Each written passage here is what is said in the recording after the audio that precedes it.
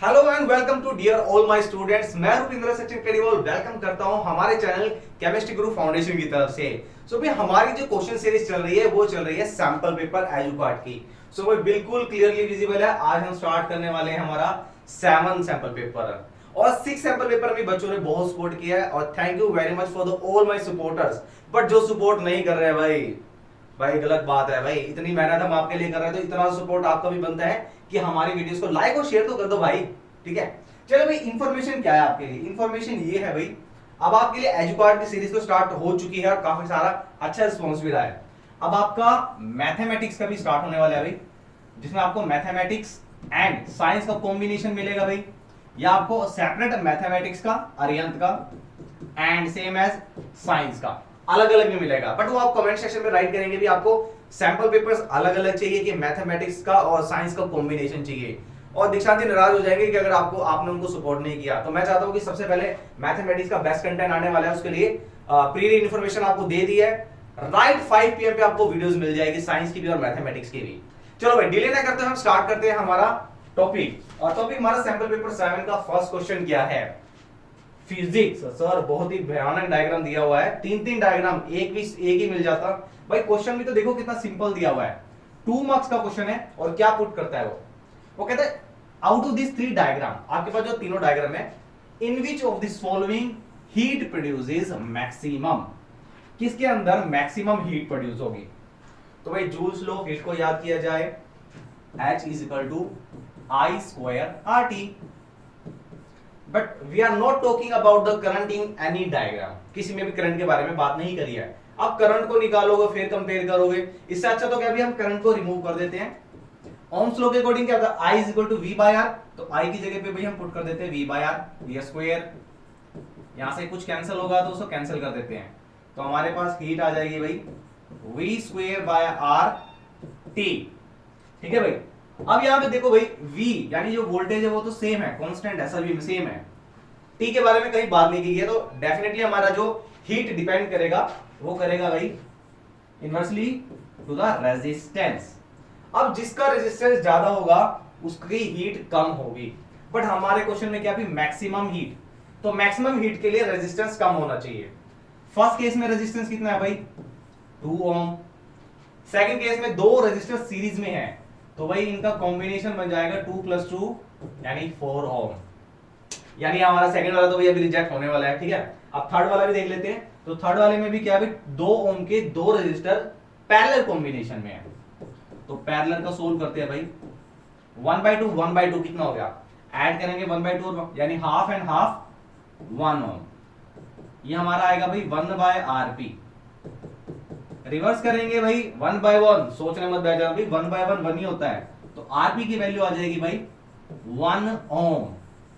ठीक है, अगर भाई हम देखते हैं डिनोमिनेटर की वैल्यू, अगर डिनोमिनेटर की वैल्यू कम है तो हीट यानी जो न्यूमरेटर में वो ज्यादा होगा। तो किस केस में सबसे ज्यादा हीट प्रोड्यूस होगा वो आपको राइट करना है। Heat will be maximum in third case. Why? Reason आपको पता लग चुका है भाई, बिकॉज रेजिस्टर या effective resistance is minimum and according to formula heat will be maximum। बहुत ही सिंपल क्वेश्चन था भाई, कुछ भी कैलकुलेट नहीं करना था, सिर्फ आपको छोटे छोटे ओम ये बताने थे रेजिस्टेंस किसका इफेक्टिव रेजिस्टेंस कम है, उससे डायरेक्टली आपका आंसर निकल जाएगा। चलिए भाई फर्स्ट क्वेश्चन डन। अब सेकंड क्वेश्चन देखते हैं ऑप्शन में क्या दिया हुआ भाई आपके पास 2 रेजिस्टेंस है जो 24 ओम के पैरेलल में कनेक्ट है। एक यहां पे है भाई, ये इसकी वैल्यू है 12 ओम। एक एमीटर हमारा यहां पे सीरीज में है,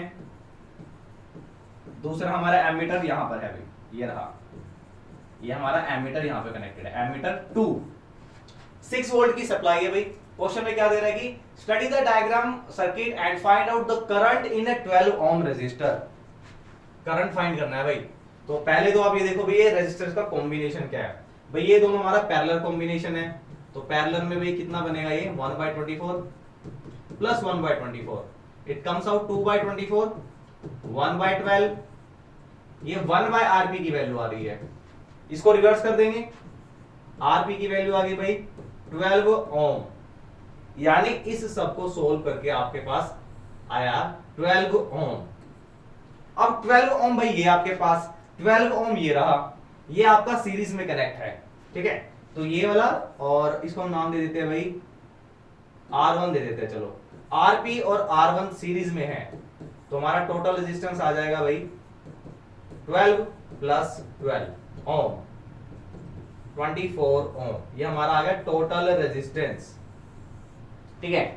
वोल्टेज कितनी गिवन है आपके पास, वोल्टेज गिवन है भाई आपके पास 6 वोल्ट, तो करंट निकाल लीजिए भाई V is equal to I R, formula लगाइए, वोल्टेज आपके पास 6 है, I आपको फाइंड करना है, R आपके पास आ चुका है 24, so it's comes out to be 1/4, and 1/4 का मतलब क्या होगा भैया, अगर अब पॉइंट्स में कैलकुलेट करते तो लगभग approximately this much ampere current will flow, ठीक है ना। तो हमारा question number first of 1 marks का था, बट थोड़ा सा लेंथी दे दिया 1 मार्क्स के अकॉर्डिंग। मैं तो सीबीएसई कहूंगा अगर ये क्वेश्चन भाई 2 या 3 मार्क्स में दे दिया जाए तो वो कितना मजा आ जाएगा ना, एक ही बारी में आंसर निकल जाएगा। अच्छा, अब दूसरा क्या दिया, difference in the reading of A1 and A2 ammeter, अगर है तो भाई मैं आपको बता देना चाहता हूं भाई, ये एमीटर सीरीज में लगा हुआ है, this ammeter is also connecting in series, और सीरीज में भाई करंट चेंज नहीं होता है, जो करंट इस एमीटर में रहेगा and the same current will flow in this ammeter, कभी भी करंट में चेंज नहीं होता जब रजिस्टर सीरीज में है, और ये एमीटर भी सीरीज में ही तो कनेक्ट है, तो रीडिंग सेम रहेगी करंट की, ठीक है।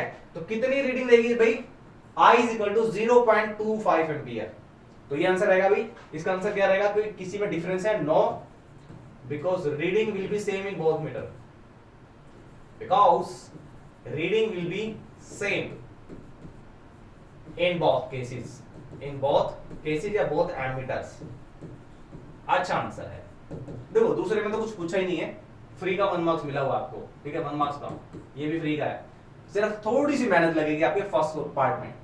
अब देखते हैं क्वेश्चन नंबर 2 क्या पुट अप करते हैं आपसे, Why are the covalent compounds are the poor conductor of electricity?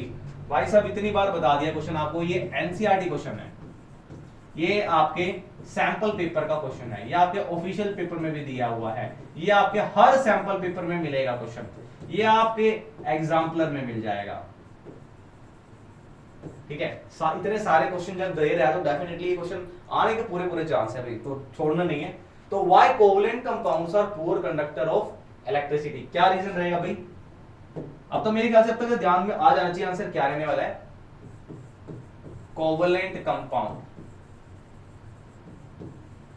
इनके पुअर कंडक्टर होने का रीजन क्या है भाई, पुअर कंडक्टर तब होंगे जब उनके पास इलेक्ट्रॉन्स होंगे, ठीक है, बट कोवलेंट कंपाउंड्स के पास कोई भी फ्री इलेक्ट्रॉन नहीं होता है, so covalent compounds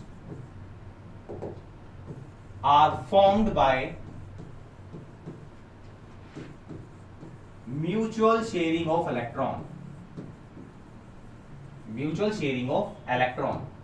hence no free electron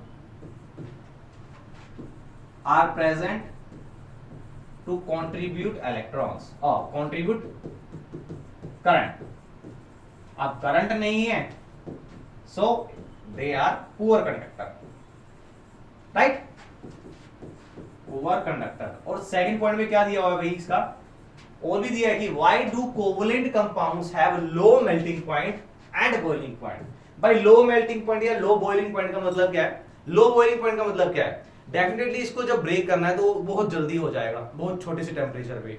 अब क्यों होगा भाई, उसका रीजन क्या है, तो covalent compound have low melting point and boiling point, but आपको पूरा लिखना है भाई, ये शॉर्ट फॉर्म में लिख रहा हूं मैं, आपको पूरा लिखना है एग्जाम में, क्यों है भाई इसका, because atoms are connecting with weak force of attraction, थोड़ा सा फोर्स ऑफ अट्रैक्शन जो एटम्स का बहुत ही वीक है, and less energy is required to break them, is required to break that bond, hence it has low melting point and boiling point. Simple भाई, बहुत ही अब जैसे ये चोक है मान लो, अब चोक के बीच में इतना फोर्स नहीं होगा तो हम उसको इजीली ब्रेक कर सकते हैं। सेम एज प्लास्टिक का पेन है, उसमें फोर्स थोड़ा ज्यादा है, आप उसको ब्रेक नहीं कर सकते। तो सेम एज हमारे कोवलेंट कंपाउंड के साथ होता है कि उनका मेल्टिंग पॉइंट और बॉइलिंग पॉइंट का लो होने का रीजन रहता है कि उनके बीच में एटम्स के बीच में, पार्टिकल्स के बीच में जो फोर्स ऑफ अट्रैक्शन है वो पुअर है। चलिए अच्छा क्वेश्चन था भाई, मतलब 2 मार्क्स तो फ्री के हैं आप ये वाले। अच्छा इसके भी ऑप्शन में दिया हुआ है, देखते हैं क्वेश्चन। इसके ऑप्शन में क्या देता है, रीड करेंगे एक बार question. Why the certain compounds are called hydrocarbons. भाई हाइड्रोकार्बन्स का मतलब क्या, डेफिनेशन यहीं से बन जाएगी, the compound which are formed by combination of hydrogen and carbon, that are called hydrocarbon. तो पहले तो आप यहाँ पे डेफिनेशन लिखेंगे, यहाँ पे इसको डिफाइन कर देंगे आप कि हाइड्रोकार्बन क्या होते हैं, कार्बन और हाइड्रोजन से बने हुए compound, that is called hydrocarbon. आगे कहते हैं right the general formula of homologous series of alkene, alkene and alkyl. भाई एक वर्ड बार बार आपके हर जगह आ रहा है, होमोलोगस। अगर आप सैंपल पेपर उठाएंगे ना इस चैप्टर का, तो होमोलोगस तो बार बार पूछ रहा है आपका, यानी same series of compound in which prior element is differ from the successor element by CH2 unit, यानी पीछे वाला एलिमेंट आगे वाले एलिमेंट से CH2 यूनिट से डिफर होगा।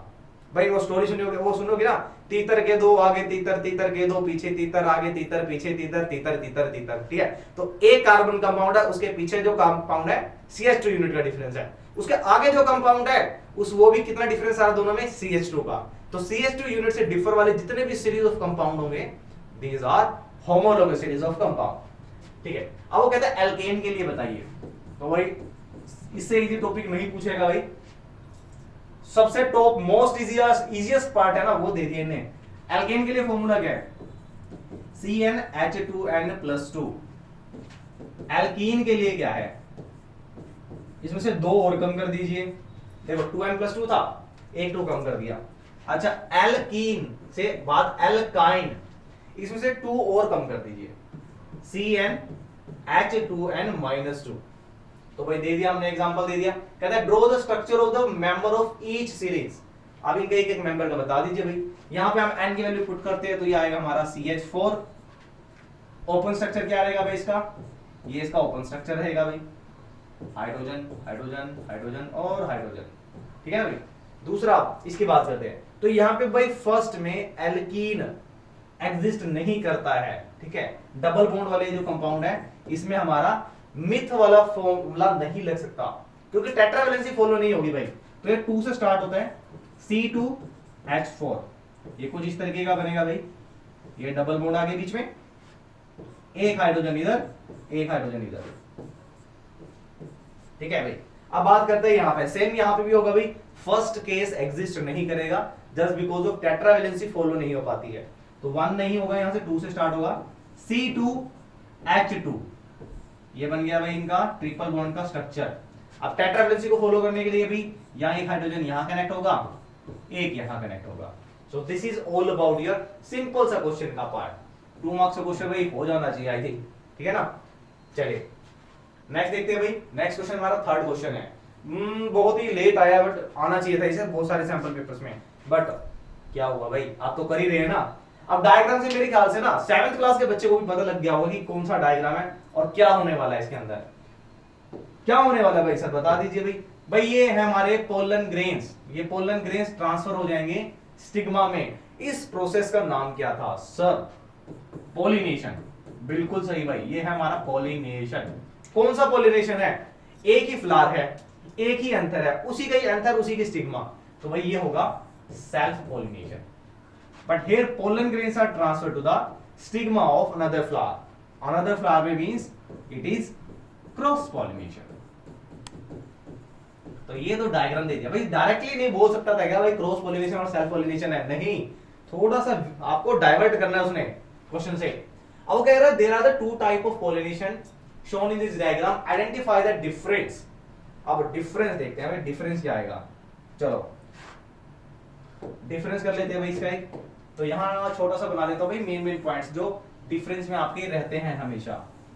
सबसे पहले देखते हैं हम सेल्फ पोलिनेशन के।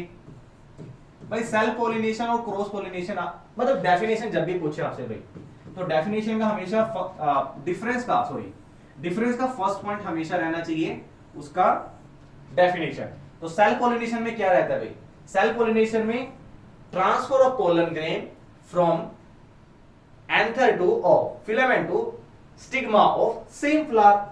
तो भाई यहां पे क्या होगा, जो एंथर है और वो जो स्टिग्मा है वो सेम फ्लावर की रहेगी, ये डेफिनेशन राइट कर सकते हैं। क्रॉस में क्या होगा भाई, एंथर किसी अनदर फ्लावर का होगा, अनदर फ्लावर, एंड स्टिग्मा भी किसी अनदर फ्लावर की होगी, यानी two different flowers are involving in other flower. ठीक है, पहले में तो डेफिनेशन कर लेंगे भाई।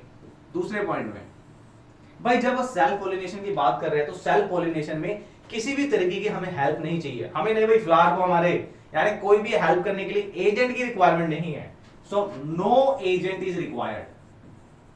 बट यहां पे क्रॉस पोलिनेशन को करने के लिए, हैपन करने के लिए भाई एजेंट्स लाइक वाटर हो गया, एयर हो गया, इंसेक्ट्स हो गए, एनिमल्स हो गए, इनकी रिक्वायरमेंट है, सो एजेंट इज रिक्वायर्ड।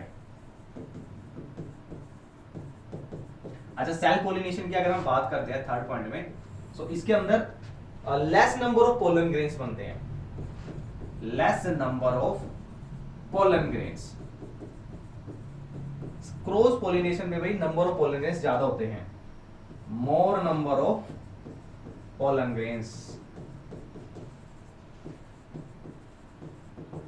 अच्छा, वेस्टेज की अगर बात करते हैं भाई, सेल पोलिनेशन में एक सिंगल ही पोलन ग्रेन से ही फर्टिलाइज कर देता है ओव्यूल को, तो मैक्सिमम से जो जितने भी मैक्सिमम हमारे पोलन ग्रेन्स होते हैं वो वेस्ट हो जाते हैं।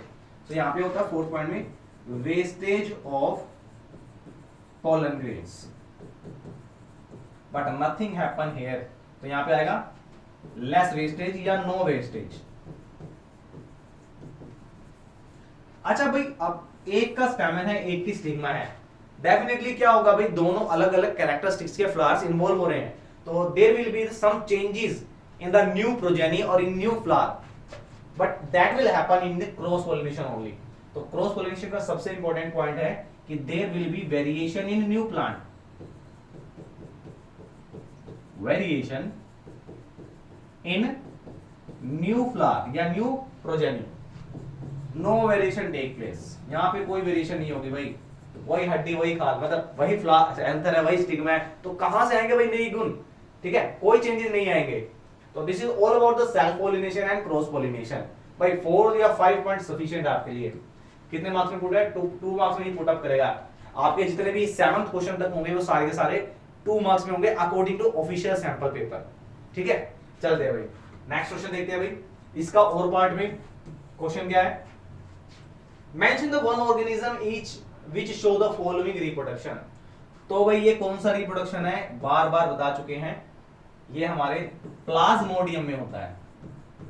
प्लाज्मोडियम में मल्टीपल फिजन, और मल्टीपल फिजन कैसे होता है और कब होता है, अंडर दी फेवरेबल कंडीशन। और फॉर फेवरेबल कंडीशन क्या थी भाई, टेम्परेचर, ह्यूमिडिटी। जब तक इसको फेवरेबल कंडीशन नहीं मिलती है, this nucleus divide into the number of nucleus which make the number of cells. Finally, when it get the favorable condition, then this outer covering get burst and number of daughter cells produce. This is multiple fission in which single parent involve and form number of daughter cells. ठीक है, Plasmodium में होता है। And if we talk about this diagram, ये किसका है भाई, लिशमेनिया, लिशमेनिया which undergo mania, लिशमेनिया। ये होता है भाई under the binary fission. Binary fission like amoeba का था, तो अमीबा की तरह है, बट इसमें वर्टिकल सेक्शन में डिवाइड होता है। ठीक है, तो डिफरेंस क्या रहेगा भाई इसके अंदर, 2 मार्क्स में पुट अप किया तो पूरा आपको एक्सप्लेन करना है कि this undergo the multiple fission where the single parent involve and produce the number of daughter cells. While if we talk about the second diagram, it is Leishmania which undergo binary fission in which single parent produce 2 daughter cell। समझ गए बच्चा? चलो, ये था इसका third question का and. अब देखते हैं हमारा क्वेश्चन नंबर 4 में क्या देता है। बहुत ही अच्छा है भाई, मेंडल एक्सपेरिमेंट से मुझे लगता था भी कि कुछ अलग डिफरेंट टाइप के क्वेश्चन आएंगे, क्योंकि पहले भाई कलर्स, सीड के कलर, सीड के शेप के ऊपर क्वेश्चन आते थे भाई। अब वो क्वेश्चन थोड़े से डाइवर्ट हो रहे हैं मेंडल के एक्सपेरिमेंट की तरफ, डोमिनेंट और रिसेसिव कैरेक्टर के। एंड सेक्स डिटर्मिनेशन पे। और आई थिंक ज्यादा मुझे लगता है इस क्वेश्चन में भी, इस सैंपल पेपर में भी हम सेक्स डिटर्मिनेशन के ऊपर क्वेश्चन करने वाले हैं। चलो, how did the Mendel experiment successfully showed that the traits में बी डोमिनेंट एंड रिसेसिव। उन्होंने कैसे बताया कि ट्रेट्स डोमिनेंट होती है और रिसेसिव होती है। सो भाई डोमिनेंट कैरेक्टर्स वो कैरेक्टर्स होते हैं व्हिच कैन बी रिप्रेजेंट और which is expressive during the progeny. जब नेक्स्ट प्रोजेनी आ रही है, जो कैरेक्टरिस्टिक्स विजिबल होते हैं या एक्सप्रेस हो पाते हैं, that are dominant character, while which are in the hidden form that are called recessive character. ठीक है, तो आप इसको कैसे बता सकते हैं? सिंपल मेंडल एक्सपेरिमेंट का एग्जांपल ले सकते हैं। मेंडल ने एक्सपेरिमेंट किया था कौन से प्लांट पे? Mendel performed experiment on P plant, और उसका नाम क्या था? पिजम स्टाइवम। तो इस पे जो एक्सपेरिमेंट किया था उसने क्या किया? He has taken two plants, one is tall plant and second is the dwarf plant. When it undergo the fusion या undergo the breeding between them, then there will be a first progeny, there is a one plant having the characteristics of tallness only. तो क्या tallness के character होने की वजह से इसके अंदर dwarf कैरेक्टर नहीं थे? डेफिनेटली थे, but these character in the F1 progeny यानी फीलियल जनरेशन की प्रोजेनी में एक्सप्रेशन नहीं हो पाए। Now these characters are not visible in the first progeny, only tallness character were expressed. So that character which were expressed in the first generation are called dominant characters, while other characters that is the dwarf character is in hidden form are called recessive character. ठीक है, अगर ये 2 marks से ज्यादा में थोड़ा आप explain करना चाहते हैं तो इसके बाद भी आप लिख सकते हैं ड्यूरिंग द F2 प्रोजेनी क्या हुआ? When it undergo self pollination, then it produce these plants in which there are the one dwarf character, ये वाला dwarf character भी आया। ठीक है, that was the recessive character which come into existence in the second generation, वो second generation में आया। ठीक है, 3:1 में, ये 3 में टॉल प्लांट आ गए, 1 हमारा डार्क प्लांट आया। तो इसको आप एक्सप्लेन कर सकते हैं भाई इसके अंदर 2 मार्क्स में बहुत अच्छा है क्वेश्चन ये। चलिए आप देखते हैं हमारे 4th क्वेश्चन में क्या और पार्ट में है, नहीं है भाई। अब 5th क्वेश्चन देखते हैं हमारा, और ये हमारा एनवायरनमेंट चैप्टर से। और एनवायरनमेंट चैप्टर जिसने मेरी प्लेलिस्ट में से कर लिया तो उसका एक भी क्वेश्चन नहीं छूटने वाला है, I am damn sure about it. The green plants in the terrestrial ecosystem capture about 1% of solar energy. तो टिक टिक टिक टिक टिक टिक, ये हमारा आ गया सन। सन तो सर येलो होता है, तो येलो कर लो भाई, क्या जाता है इसमें हमारा, ये हमारा सन आ गया। ड्राइंग अच्छी नहीं है, समझ जाना बस। चलो ये क्या बना दिया सर? अरे भाई गर्मी हो रही है, कौन खुश रहेगा गर्मी में।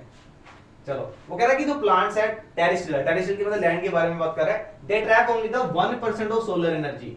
राइट, बिल्कुल सही है भाई। जो प्लांट्स है वो सिर्फ सोलर एनर्जी का 1% ही कैप्चर कर पाते हैं। What happened to this energy of the sunlight that fall onto the leaf of green plant? तो ये जो एनर्जी जो 1% ट्रांसफर हो रही है प्लांट्स में यानी प्रोड्यूसर्स में, तो इसका क्या होगा प्रोड्यूसर्स में? So plant use 1% of solar energy and utilise it for respiration, and respiration के साथ साथ क्या भी फोटोसिंथेसिस, उसमें सारा आ जाएगा आपका। एक्सक्रीशन हो गया, रेस्पिरेशन, यानी जितने भी एक्टिविटीज परफॉर्म करेगा प्लांट उस सबके वो यूज कर लेगा। एंड प्रोड्यूस या सिंथेसाइज कहेंगे, जब फोटोसिंथेसिस का नाम आ चुका है तो डेफिनेटली भाई वहां पे फूड तो प्रिपेयर्ड होगा। एंड प्रिपेयर फूड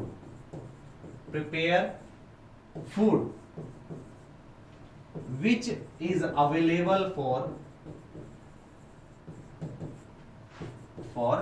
consumer, या हमारे ट्रोपिक लेवल 2 कह सकते हैं, या for herbivores, and only 10% of energy is available for them, यानी जितनी भी सोलर एनर्जी ट्रैप की थी उसको यूज किया और उन्होंने सिंथेसाइज किया फूड को, ठीक है। देन वो फूड जब यानी वो प्लांट्स जब ईटन कर हो रहे हैं by the herbivorous, then only 10% of that energy is transfer to the next organism यानी हर्बीवोरस में। एंड सेम एज जब वो हर्बीवोरस को भी कोई कार्निवोर ईट करता है, देन उसका 10% एनर्जी ट्रांसफर हो जाता है। ये किन्होंने बताया था भाई? 10% लो लिंडेमैन जी ने बताया था। तो इसको आप एक्सप्लेन कर सकते हैं। अगर आपका 2 मार्क्स में दिया है तो उसमें आप 10% लो को डेफिनेटली हाईलाइट करना। This is explained under the 10% law given by Lindeman. चलिए भाई, ये हमारा था 5th पार्ट 2 मार्क्स का, ऑप्शन में नहीं है। 6th क्वेश्चन देखते हैं भाई। Carbon is only element showing the catenation. Catenation मतलब self linkage property by which it can form straight chain, branch and ring compound. मतलब एक कार्बन की एक ऐसी प्रॉपर्टी है जिसकी वजह से बहुत सारे कंपाउंड बनाता है। कह रहा कि however carbon is the only element forming millions of compound. Definitely भाई, comment on this statement 1 marks में पुट अप किया हुआ है। ऐसा और कौन सा रीजन है भाई जिसकी वजह से कार्बन मिलियंस ऑफ कंपाउंड बना सकता है? तो भाई फर्स्ट है कैटिनेशन, जो ऑलरेडी बता चुका है। सेकंड है भाई स्मॉल साइज यानी compact size, and due to its compact size carbon can form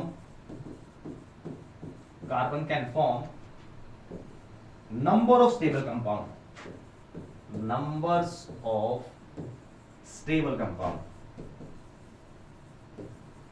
और कौन कौन सी ऐसी प्रॉपर्टी है जिसकी वजह से भाई कार्बन नंबर ऑफ कंपाउंड बना सकता है? भाई कैटिनेशन को मैंने आपको बता दिया है, सेल्फ लिंकेज प्रॉपर्टी है ये, self linkage property of carbon by which it can form straight branch and ring compound। straight branch and ring compound। ring मतलब साइक्लिक। चलो और कौन सी प्रॉपर्टी है भाई? थर्ड प्रॉपर्टी की अगर हम बात करते हैं, गिनी चुनी भाई इस चैप्टर में बचा ही क्या है?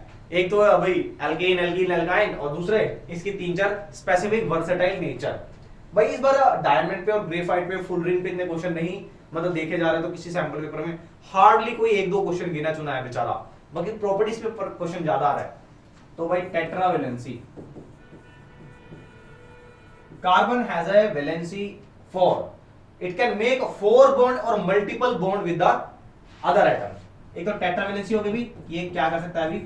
4 बॉन्ड बना सकता है किसके साथ? नेबरिंग एटम और कार्बन इटसेल्फ। जितने भी उसके नेबरिंग एटम होंगे या जितने भी उसके कार्बन एटम होंगे दूसरे, उनके साथ वो 4 बॉन्ड बना सकता है, जो एक वेरी हेल्पफुल नेचर है इसका, forming number of compounds. And the last form multiple bonds. Multiple bond, carbon is the single element which can itself form single bond, double bond and James bond, है ना? Triple bond भाई, and a triple bond compound, triple bond with the number of carbon atom and with the number of and form number of compound। तो भाई ये 3-4 property है, इस सबको I think मेरे हिसाब से 1 मार्क्स में तो यार सफिशिएंट है। ठीक है, आप क्या कहते हैं? चलिए आप कहते हैं कि सर नेक्स्ट पार्ट में चलते हैं, बी पार्ट में। बी पार्ट में क्या पुट करना भाई? What will be the formula of electron dot structure of cyclopentane. अब साइक्लोपेंटेन क्या है? साइक्लोपेंटेन भाई पेंटेन का साइक्लिक स्ट्रक्चर। पेंटेन यानी 5 कार्बन वाला, ठीक है। अब देखते हैं कौन कौन सा है, एक रफली यहां बनाते हैं पहले। ये हमारा हो गया कार्बन, ये दूसरा कार्बन, ये तीसरा कार्बन, ये फोर्थ एंड लास्ट फिफ्थ। ये हो गया भाई एक रिंग कंपाउंड यानी पेंटागन स्ट्रक्चर हो गया। वो कहता है कि इसका भी आपको डॉट स्ट्रक्चर बनाना है, और डॉट स्ट्रक्चर पे ही भाई बहुत मेनली जो क्वेश्चन मैंने जितने आज इसमें डिस्कस करे हैं सैंपल पेपर में, वही क्वेश्चन घुमा फिरा के आपके पास आते हैं। चलो अब इसका स्ट्रक्चर ड्रॉ कर लेते हैं भाई। किस तरीके का स्ट्रक्चर बनेगा भाई? 1 2 3 4 एंड 5, ठीक है भाई। अब carbon has a valency of 4, यानी इसके पास 4 इलेक्ट्रॉन होंगे। ये बना देते हैं 4 हम। सेम है, इस कार्बन के भी 4 होंगे भाई, ये बना देते हैं भाई। इस वाले स्ट्रक्चर को हम रब कर देंगे। ये आ गया भाई, ये इसके 4 वैलेंस इलेक्ट्रॉन है, ठीक है। इसके भी आगे, इसके भी देख लेंगे भाई, सब देख लेंगे भाई, सबको देख लेंगे। चलो ये हमारे पास आगे भी हर एक एटम के, हर एक कार्बन एटम के 4 वैलेंस इलेक्ट्रॉन। नाउ इसके पास जो बॉन्ड बनने वाली है भाई वो बनेगी कोवलेंट बॉन्ड म्यूचुअल शेयरिंग के साथ। अब म्यूचुअल शेयरिंग हम करा देते हैं। सबसे सिंपल आइटम हमारा है हाइड्रोजन। सो एक हाइड्रोजन ये रहा भाई, दूसरा हाइड्रोजन ये रहा, तीसरा हाइड्रोजन ये रहा। तो इस तरीके से हर कार्बन एटम के साथ एक हाइड्रोजन कनेक्ट होके बना देगा भाई। चलो इसको कवर करते हैं पहले, फिर आपको देखते हैं डॉट स्ट्रक्चर किस तरीके से बनेगा। ये बन गया भाई। अब भाई इसके पास 4 इलेक्ट्रॉन है, तो इसको कंप्लीट करना पड़ेगा अपना octet for making the noble gas configuration element. यानी स्टेबल एलिमेंट बनाने के लिए अभी हमने स्टडी किया था कि कार्बन एक स्टेबल एलिमेंट बनाता है, बहुत सारे स्टेबल एलिमेंट। वो स्टेबल एलिमेंट कब होंगे? जब ये एक पूरा ऑक्टेट कंप्लीट करेगा। तो ऑक्टेट कैसे बनेगा भाई? ये देखो, अब इसको ऑक्टेट करने के लिए 8 इलेक्ट्रॉन पूरे करने दो। एक ये हाइड्रोजन से ले लेगा, एक इस हाइड्रोजन से, एक ये दूसरे कार्बन से शेयर करेगा, एक इस कार्बन से शेयर करेगा। तो टोटल कितने हुए भाई? 1 2 3 4 5 6 7 8। तो ये सारे इस तरीके से आ जाएंगे, ठीक है। अब ये एक कार्बन की बात हुई, तो दूसरा कार्बन क्या खाली बैठेगा भाई साहब? जब इसने खींचे हैं तो ये भी खींचेगा भाई, शेयरिंग तो करेगा। तो इसके पास कितने हैं? 1 1 2 3 4 5 6 ओके 7 और 8। किस तरीके से? दूसरे कलर से देख लेते हैं भाई। ये क्या करेगा भाई? यहां से स्टार्ट करेगा, एक उस कार्बन का ले लेगा एटम और एक यहां से। अब काउंट करो भाई, क्या 8 हो चुके हैं? 1 2 3 4 5 6 7 8 हो गया। इस तरीके से ये वाला कार्बन है भाई, ये कार्बन एटम भी क्या करेगा? 1 2 3 4 5 6 7 8 ये अपने दोनों नेबरिंग कार्बन के साथ शेयरिंग कर लेगा।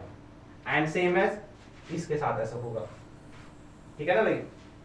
ऐसे ही वही होगा इसके साथ। ये हो गया हमारा पूरा डॉट स्ट्रक्चर। तो इस तरीके से भाई नीट एंड क्लियर कोशिश करना भाई। अब जब ये स्ट्रक्चर आप ड्रॉ करें तो बहुत वाइड, मतलब कंजूसी मत करना भाई, छोटा सा बना देगा, ठीक है। मार्क्स मिलने हैं, और जब मार्क्स मिलने हैं तो क्लैरिटी मस्ट बी देयर। चलिए 1 मार्क्स कंप्लीट आपके। आगे चलते हैं 7th क्वेश्चन पे। बच्चों वाला क्वेश्चन है भाई, इससे छोटा क्वेश्चन नहीं हो सकता आपका इलेक्ट्रिसिटी का। What is the unit of current?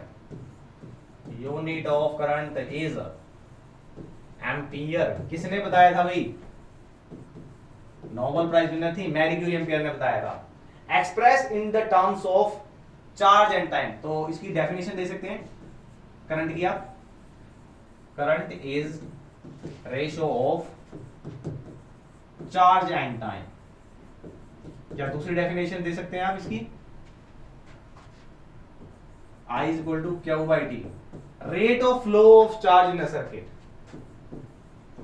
rate of flow of charge in circuit, right? बेहतरीन।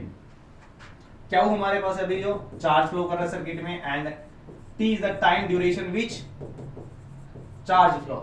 बहुत बेहतरीन, छोटा बच्चों वाला क्वेश्चन। इस तरीके से 7 क्वेश्चन यानी हाफ ऑफ द पेपर आपका कंप्लीट हो चुका है। अब मेनली क्वेश्चन जो आने वाले आपके केस स्टडी में आने वाले हैं, जो लॉन्ग क्वेश्चन रहेंगे, अब उनको भी देख लेंगे भाई, सबको देख लेंगे। क्वेश्चन नंबर 7 का बी पार्ट देखते हैं। और यहाँ पे भी भाई आपको सोल्व नहीं करना है, क्वेश्चन को समझिए पहले। क्वेश्चन क्या कहता है? कहता है आपके पास ये टेबल दे दी है, बहुत ही गंदी राइटिंग में मेरी ही राइटिंग है, इससे गंदी राइटिंग कहीं नहीं मिलेगी आपको। कहता है कि मटेरियल पी है, इसकी रेजिस्टिविटी ये रही भाई, सेम एज क्या हूं R एंड S, ठीक है। कह रहा which material would you suggest to be used in the electric heating device, give reason.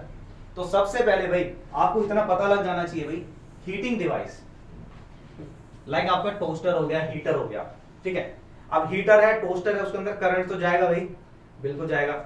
उसका रीजन क्या? अभी करंट जाएगा तो वो ग्लो क्यों करता है या हीट क्यों प्रोड्यूस करता है? हीटर ग्लो करेगा, ठीक है। टोस्टर आपका क्या करेगा? हीट प्रोड्यूस करेगा। तो हीट प्रोड्यूस करना यानी करंट को कंज्यूम करेगा, यानी डेफिनेटली करंट तो जाएगा भाई, बिल्कुल जाएगा सर।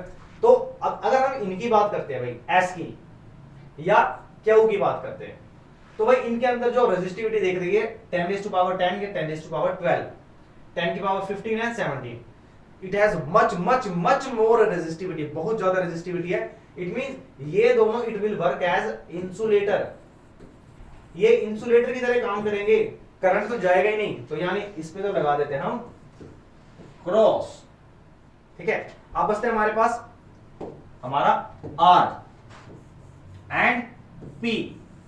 सो भाई मटेरियल रेजिस्टिविटी की अगर मैं बात करता हूं कि हीटिंग डिवाइस के लिए जो भी हम यूज करते हैं, it resistivity must be have this range to this range, इतनी रेंज होनी चाहिए, तो दोनों की रेंज भाई इतनी है। बट एक चीज और बता देता हूं भाई, अगर आपको हीटिंग डिवाइस यूज करना है तो it must be mandatory that आप एलॉय यूज करें, और एलॉय के लिए अगर हम देखते हैं so P will be better. So हम किसकी यूज करेंगे, we will use P element because it resistivity is more than this resistivity of R। ठीक है ना, तो R के कंपैरिजन में हम किसको यूज करेंगे, P को, जो एलॉय है और जिसकी रेजिस्टिविटी इससे ज्यादा है। Resistivity more means more current will draw, more current will withdraw means more heating effect. ठीक है ना भाई, तो ये बेहतरीन था भाई, एक नंबर में तो एक नंबर का क्वेश्चन, थोड़ा सा अंडरस्टैंडिंग था भाई क्वेश्चन के अंदर कि समझना क्या है, और rest of the things are okay. चलिए नेक्स्ट क्वेश्चन देखते हैं भाई, सेक्शन बी। अब सेक्शन बी में भाई मेनली आपके 3 मार्क्स के क्वेश्चन आ रहे हैं। ठीक है, और 3 मार्क्स का मतलब क्या है भाई, स्टेप बाय स्टेप मार्किंग, जो सीबीएसई बहुत ज्यादा फॉलो करता है भाई। और अब तो आकड़ बकड़ बम्बे वाला टाइम तो गया, अब तो आपको थ्योरी में लिखना है, तो थ्योरी में लिखने का मतलब क्या है, हर स्टेप के भाई मार्क्स मिलने वाले हैं आपको। और स्टेप वाइज मार्किंग में देखते हैं, मैं आपको अंडरस्टैंड कराने वाला हूं कि किस तरीके से क्वेश्चन है, कितने पॉइंट्स लिख सकते हैं आप। चलिए क्वेश्चन नंबर फर्स्ट देखो, इसमें सेक्शन, ये मेरे को अच्छी बात लगी भाई इनकी, भाई इन्होंने क्वेश्चन बी पार्ट, जो सेक्शन बी है उसमें डिवीजन कर दिया क्वेश्चंस का। भाई मतलब आप स्टेप बाय स्टेप करोगे ठीक है, बट 1 मार्क्स में डिवाइड कर दिए। पहला क्वेश्चन क्या, under what condition a permanent electromagnet is obtained. वैसे जो आपका मैग्नेट होता है, इलेक्ट्रोमैग्नेट, वो टेम्परेरी मैग्नेट होता है, क्योंकि जब तक करंट रहेगा तब तक वो मैग्नेट रहेगा। अब वो कह रहा है कि भाई किस कंडीशन में जो मैग्नेट है, वो इलेक्ट्रोमैग्नेट है, वो परमानेंट हो जाएगा।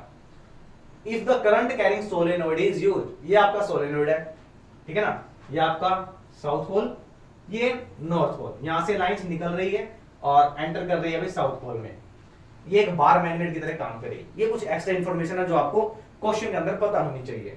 चलिए अच्छा, तो कंडीशन देखते हैं भाई, कौन कौन सी कंडीशन है under which a solenoid become a permanent electromagnet. तो भाई सबसे पहला जो मेन पॉइंट है, the current must be DC, current must be DC, DC means direct current. दूसरा, अब करंट इसमें से जा रहा है, तो भी अगर करंट मैक्सिमम टाइम तक अगर रहेगा तभी तक तो मैग्नेट बनेगा। So it must have more retentivity, retentivity, retentivity का मतलब है रिटेंशन पावर कितनी है उसकी। वह रिटेंशन को याद मत करा करो, लॉकडाउन में सैलरी हमारी रिटेंशन पे रही है, बहुत दुख आता है हमारे को। तो आपके लिए लेकिन नहीं देंगे भाई, आपके मार्क्स रिटेन होने चाहिए, रुकने चाहिए पेपर में। तो रिटेंटिविटी यानी करंट की रिटेंटिविटी पावर जितना ज्यादा होगी उतना ज्यादा ही ये मैग्नेट बना रहेगा। And third one is type of material use, type of material use, material use, और कौन सा मटेरियल यूज करना चाहिए भाई, स्टील का।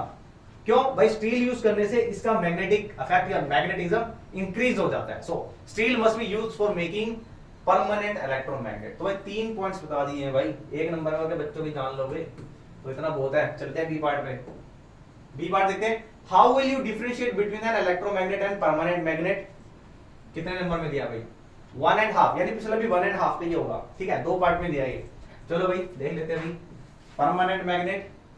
अगर आपने कोई चीज ऑब्जर्व करी है सैंपल पेपर में, तो शायद आपने देखा होगा कि इस सैंपल पेपर में डिफरेंस के क्वेश्चन बहुत आ रहे हैं भाई। ठीक है, तो यानी अगर इस सैंपल पेपर में से आपके फाइनल एग्जाम में कोई भी क्वेश्चन आता है ना डिफरेंस का, तो इस सैंपल पेपर से कवर हो जाएगा आपका। ये आ गया आपका भाई टेम्परेरी एंड परमानेंट। चलो भाई, अगर टेम्परेरी मैग्नेट, मैंने बोला था भाई जब भी डिफरेंशिएट का क्वेश्चन आता है तो सबसे पहले आपको डिफाइन करना है कि टेम्परेरी मैग्नेट क्या होता है या परमानेंट मैग्नेट क्या होता है। Temporary magnet is a magnet which becomes magnet only when current is passed through it, समझे। दूसरा परमानेंट मैग्नेट क्या है? Permanent magnet is magnet which is formed या which is made from magnetite। अच्छा, दूसरी बात कर लेते हैं इसकी मैग्नेटिक स्ट्रेंथ के बारे में। सो मैग्नेटिक स्ट्रेंथ की अगर बात करते तो टेम्परेरी मैग्नेट, अरे हमने तो हाँ ठीक है चलो, टेम्परेरी मैग्नेट की अगर हम बात करते हैं, it has maximum field strength, इसकी स्ट्रेंथ ज्यादा है भाई। It has comparatively low strength, comparatively low strength.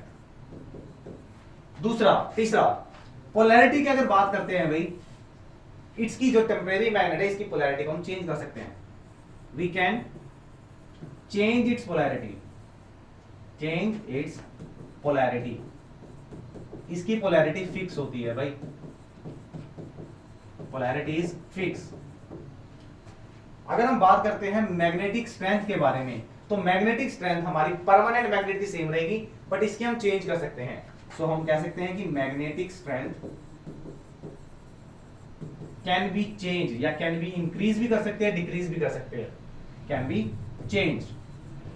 यहां पर भाई मैग्नेटिक स्ट्रेंथ फिक्स है, इज फिक्स्ड। पोल्स की अगर बात करते हैं भाई, अगर हमने डायरेक्शन यानी पोलैरिटी चेंज कर दी तो पोल्स भी चेंज हो जाएंगे।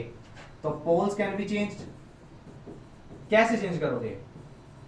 अरे भाई चेंज हो जाएंगे, कैसे चेंज होंगे? मैग्नेटिक पोलैरिटी, इसकी पोलैरिटी चेंज कर दो बैटरी की, ठीक है, इसकी फिक्स रहेगी भाई, इसमें कुछ नहीं होगा। एग्जांपल दे दो तो एक आधा। हमारा परमानेंट मैग्नेट कौन सा है? हमारा बार मैग्नेट दिखाई देते भाई आपको, अभी दिखा देते बार मैग्नेट। अच्छा, टेम्परेरी मैग्नेट में आपका सोलेनोइड आ जाएगा, जो आपको लास्ट में दिखाया मैंने आपको, ठीक है। इतने सफिशिएंट है भाई, बच्चे की जान लेगा। आधे नंबर में एक पॉइंट आएगा। मैंने आपको 1 2 3 4 5 6 पॉइंट्स हो गए भाई, डबल बता दिए। तो जितने भी आप पूछता ना एग्जाम में, उसे एक पॉइंट एक्स्ट्रा लेके चलो आप। चलो अच्छा, एक पॉइंट और बता देते हैं, मेरे को अच्छा लगा कि डीमैग्नेटाइज करते हैं अगर, तो टेम्परेरी मैग्नेट को इमीडिएटली डीमैग्नेटाइज कर सकते हैं, बट परमानेंट मैग्नेट को इमीडिएटली डीमैग्नेटाइज नहीं कर सकते। इसके लिए हमें हाई एफर्ट चाहिए, जैसे हीटिंग करना है या इसमें हैमरिंग करना है। So there are the lot of difference between the temporary and the permanent magnet, right. चलिए, अब ये क्वेश्चन मैंने आपको लास्ट सैंपल पेपर में बताया था आपको, बहुत इजी है और सेम टू सेम क्वेश्चन आया हुआ है। वो क्या कहता है भाई, एक कंपास निडल है, प्लेन ऑफ पेपर पे है, in which plane should a current carrying conductor be placed so that it pass through P point. वो कहते हैं कि आपको क्या करना है, कंपास निडल पड़ी है और आपको एक करंट कैरिंग कंडक्टर को इस P पॉइंट से पास करना है। कहता है under what condition the deflection is maximum and why. तो किस कंडीशन में डिफ्लेक्शन मैक्सिमम होगी। तो पूरे कंसेप्ट से अगर बात करते हैं, ठीक है, अगर पूरे कंसेप्ट की बात करते हैं तो मैंने आपको फॉर्मूला बताया था, F is equal to BIL sin theta. B मतलब magnetic field, I means current, L means length of conductor and theta is the angle under which the conductor is placed, ठीक है। अगर ये थीटा हमारा 90 degree पर है तो sin theta यानी ये हमारा फोर्स यानी डिफ्लेक्शन जो प्रोड्यूस होगी वो मैक्सिमम होगी। यानी when these conductor are placed at perpendicularly distance to the plane of paper then deflection will be maximum। यानी हमारे पास कंडीशन क्या है कि हमारे जो कंडक्टर है वो प्लेन ऑफ पेपर पे परपेंडिकुलरली होना चाहिए, only when deflection will be maximum, ठीक है। प्लस टू में भी सेम टॉपिक, बिल्कुल सेम फॉर्मूला आता है। और दूसरा अगर हम देखते हैं भाई, हमारा एक एम्पियर का रूल था भाई, एम्पियर का थंब रूल। तो एम्पियर का थंब रूल भी क्या बोलता है, एम्पियर का थंब रूल ये बोलता है भाई, if we hold our hand such like that the thumb will show the direction of current, then curl finger show the direction of magnetic field। अगर हम इसको मान के चलते हैं कि हमारा ये करंट कैरिंग कंडक्टर है तो मैग्नेटिक फील्ड क्या होगा भाई, वो इधर होगा। अच्छा, अब देखते हैं ये करंट की डायरेक्शन हमारी क्या है, ऊपर की तरफ है, ठीक है। अब मैग्नेटिक फील्ड है, मैग्नेटिक फील्ड को अगर देखते हैं तो भाई ये प्लेन ऑफ पेपर पे हर जगह से परपेंडिकुलर है, ठीक है ना। तो यहां से भी आप देख सकते हैं कि परपेंडिकुलर डायरेक्शन में होगा। ये प्लेन ऑफ पेपर के परपेंडिकुलर है और ये इसके चारों ओर है, कंसेंट्रिक सर्कल की फॉर्म है, तो अच्छा क्वेश्चन है भाई ए पार्ट। बी पार्ट में देखते हैं क्या पुट अप किया हुआ है ऑप्शन में।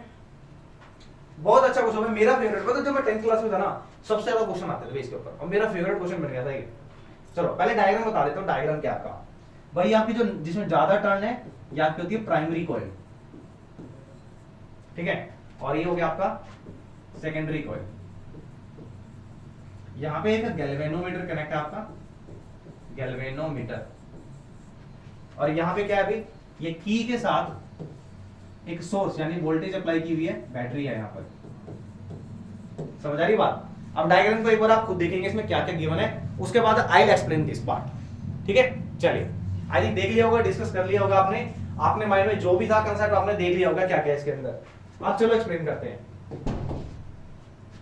क्या ना, in the arrangement shown in the figure there are the two coils wound the non conducting cylindrical rod. मतलब नॉन कंडक्टिंग रोड है, मतलब यहां से करंट पास नहीं होगा इसके अंदर, ये नॉन कंडक्टिंग है। Initially the key is not inserted, यानी की अभी ये ओपन है। नाउ की is inserted and later on remove. फिर उसको एक बार ऑन कर रहे हैं, एक बार ऑफ कर रहे हैं, switch on switch of. What will be the result of this? तो भाई बहुत ही इंपॉर्टेंट कंसेप्ट है, ध्यान से सुनेगा। भी जैसे ही अभी की ऑफ है, मैंने इसको ऑन कर दिया की को, तो क्या होगा, circuit become closed. Now what will happen, current start flowing in this direction and due to flow of current in this coil there will be the production of magnetic flux या magnetic field in the primary coil। अरे भाई current जा रहा है, current जाने से किसी भी कंडक्टर में क्या होगा, वो कंडक्टर मैग्नेट बन जाएगा।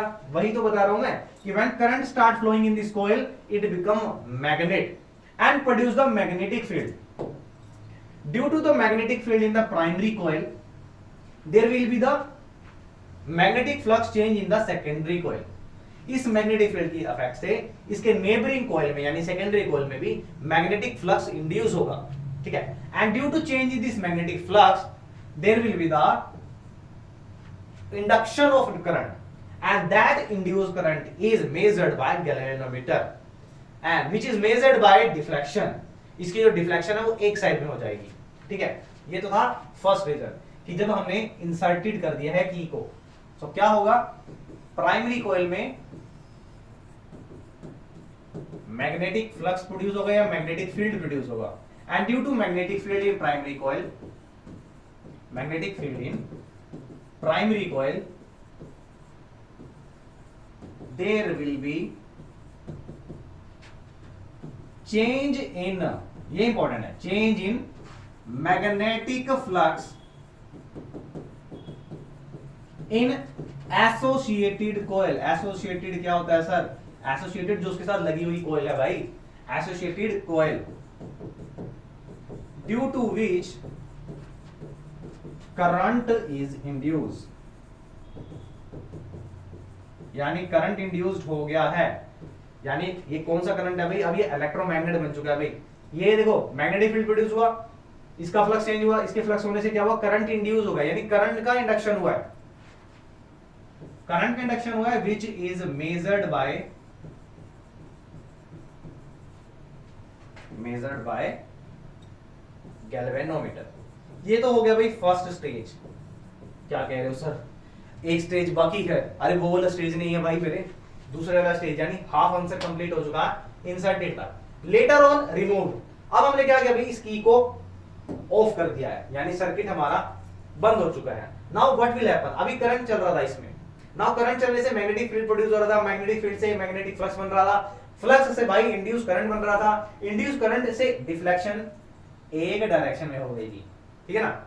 Now as we switch off the circuit या स्विच ऑन, स्विच ऑफ कर देते हैं, now what will happen, now current will decrease in the circuit, that change in magnetic flux, इसका मैग्नेटिक फील्ड चेंज हो जाएगा, and magnetic field change होने से there will be again change in magnetic flux in secondary coil. भाई इसका magnetic field change हुआ है यानी कम हुआ है, तो इसका भी मैग्नेटिक फ्लक्स कम हो जाएगा। इसका मैग्नेटिक फ्लक्स कम होने से क्या होगा, अगेन करंट इंड्यूस हो जाएगा बट इन अपोजिट डायरेक्शन। जो डिफ्लेक्शन से पता लग जाएगा कि अब डिफ्लेक्शन क्या होगा भाई, रेदर देन राइट वो डिफ्लेक्शन लेफ्ट में हो जाएगी। So this will happen in the whole question. ठीक है, इसको बोलते हैं म्यूचुअल इंडक्शन। एक की वजह से दूसरे के अंदर इंड्यूस होना है। सर ये तो मेरे घर में भी होता है। कैसे? मेरे भाई को पिटाई हुई एग्जाम में और मेरे अंदर इंडक्शन हुआ पढ़ाई करने का। अब तो ये सबके होने वाला है, 20 दिन रह गए भाई, अच्छे से पढ़ लेना। नहीं तो म्यूचुअल इंडक्शन होगा पापा का भाई या बहन पे, फिर उसका म्यूचुअल इंडक्शन से आपके अंदर इंड्यूस करंट होगा, है ना भाई। तो ऐसा मत करना भाई, आप तो 20 दिन रह गए, लगा दो जोर पूरा। चलती है भैया नेक्स्ट क्वेश्चन पर। Give reason. भाई देखो आप क्वेश्चन में मजा आएगा, एक नंबर के क्वेश्चन आ गया, एक नंबर में एक नंबर का question. Testis are located outside the abdominal cavity. क्यों? Give reason. तो पूरा आंसर देना भाई, testis are located outside the abdominal cavity because testis require temperature किसके लिए? For formation of sperm which is 3 degree less to the body temperature। या simple आप कह सकते हैं it required temperature lower than the body temperature which is the estimated and optimum temperature. यानी body temperature जो हमारा 37 डिग्री सेल्सियस होता है उससे 2 डिग्री, आई थिंक 2 डिग्री है, 2 से 3 डिग्री लेस होता है, ठीक है। तो बॉडी टेम्परेचर से लेस टेम्परेचर रिक्वायर होता है, मेनली 3 डिग्री कंसीडर किया जाता है बेस का, ठीक है। तो आप कह सकते हैं कि वो उसके लिए ऑप्टिमम टेम्परेचर है, और इस ऑप्टिमम टेम्परेचर पे स्पर्म का फॉर्मेशन होता है।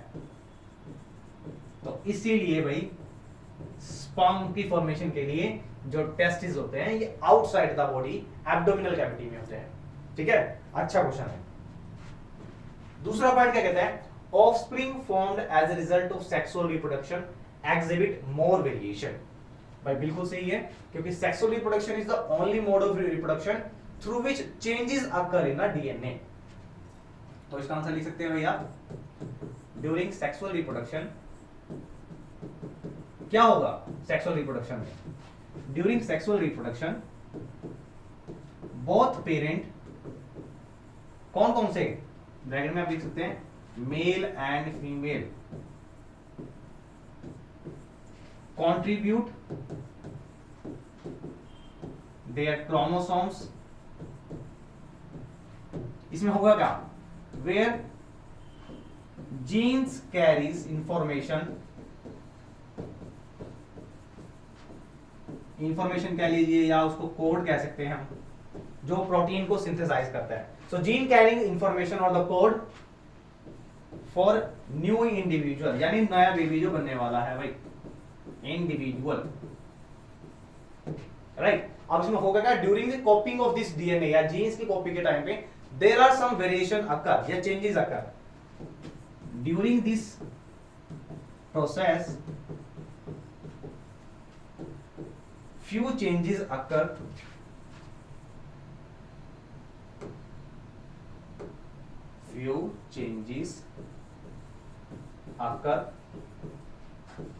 that leads to variation. ये वेरिएशन आती क्यों है भाई? क्योंकि जो डीएनए कंटेंट है, जो क्रोमोसोम्स है, वो रीएस्टिमेट या आपको कह सकते हैं कि उसको रीएस्टैब्लिश होंगे, ठीक है। तो रीएस्टैब्लिशमेंट के टाइम पे कुछ चेंजेस आएंगे, वो चेंजेस होते हैं भाई वेरिएशन। चलिए, reproduction is essential for the living organism.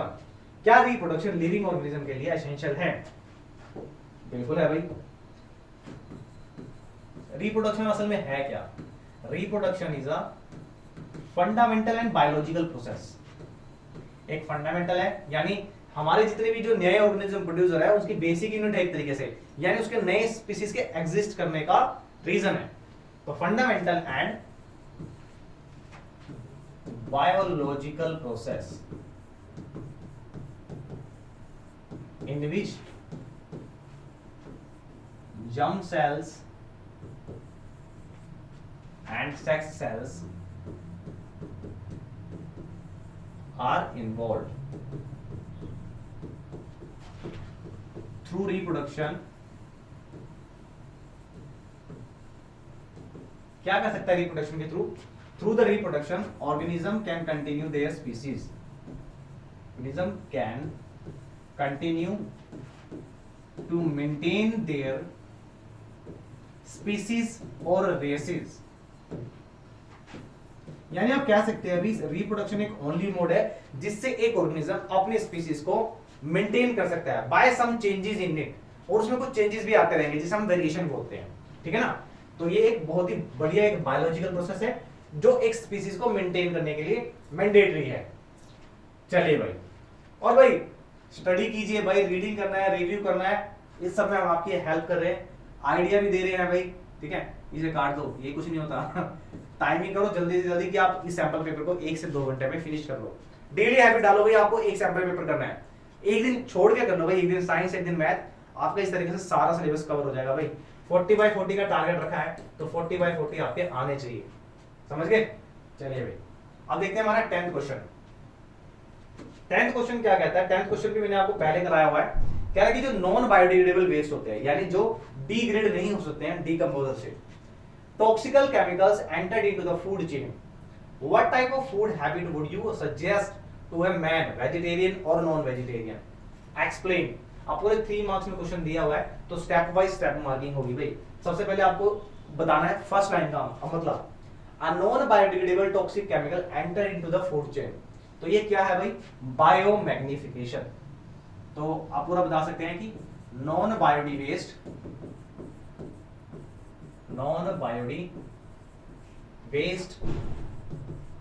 Enter into the food chain,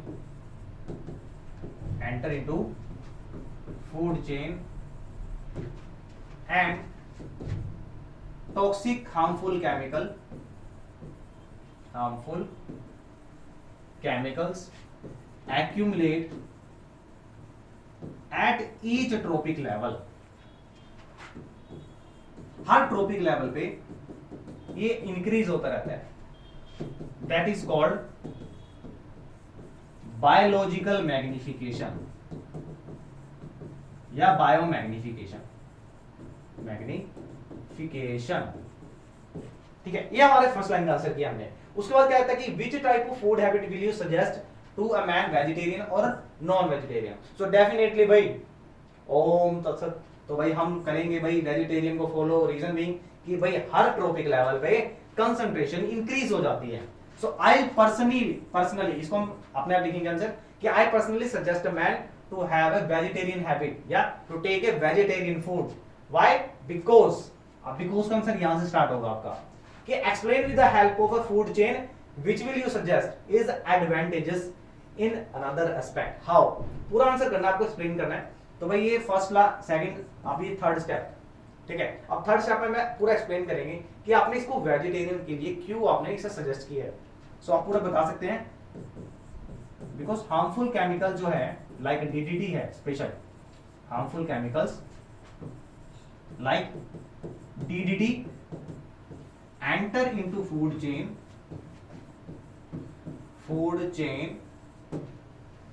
from producers and their concentration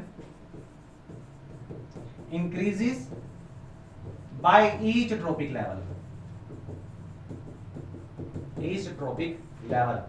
ठीक है। ये हो गया भाई। अब इसमें इस ट्रॉपिक लेवल में एग्जांपल दे सकते हैं, लाइक प्लांट्स की बात करते हैं। If plants is taking 5 ppm of DDT, now this 5 ppm is taken by, अब इस प्लांट्स को किसी हर्बीवोरस ने ईट कर लिया, लाइक ग्रास होपर ने कर लिया, ठीक है। सो ये कितना हो जाएगा, लगभग 60 ppm हो जाएगा। अब इस ग्रास होपर को किसी बर्ड ने ईट करा है, now it become 4 to 5 times, like 240 ppm। अब बर्ड की हम बात करें, स्पेशली चिकन की बात करते हैं या गोट की बात करते हैं, ठीक है। एक हमने एनिमल ले लिया यहाँ पे, ये गोट कर लो, गोट या चिकन से हमेशा आपको KFC याद आता है। चिकन का मतलब बर्ड्स भी होते हैं, हमेशा चिकन का मतलब KFC नहीं होता है।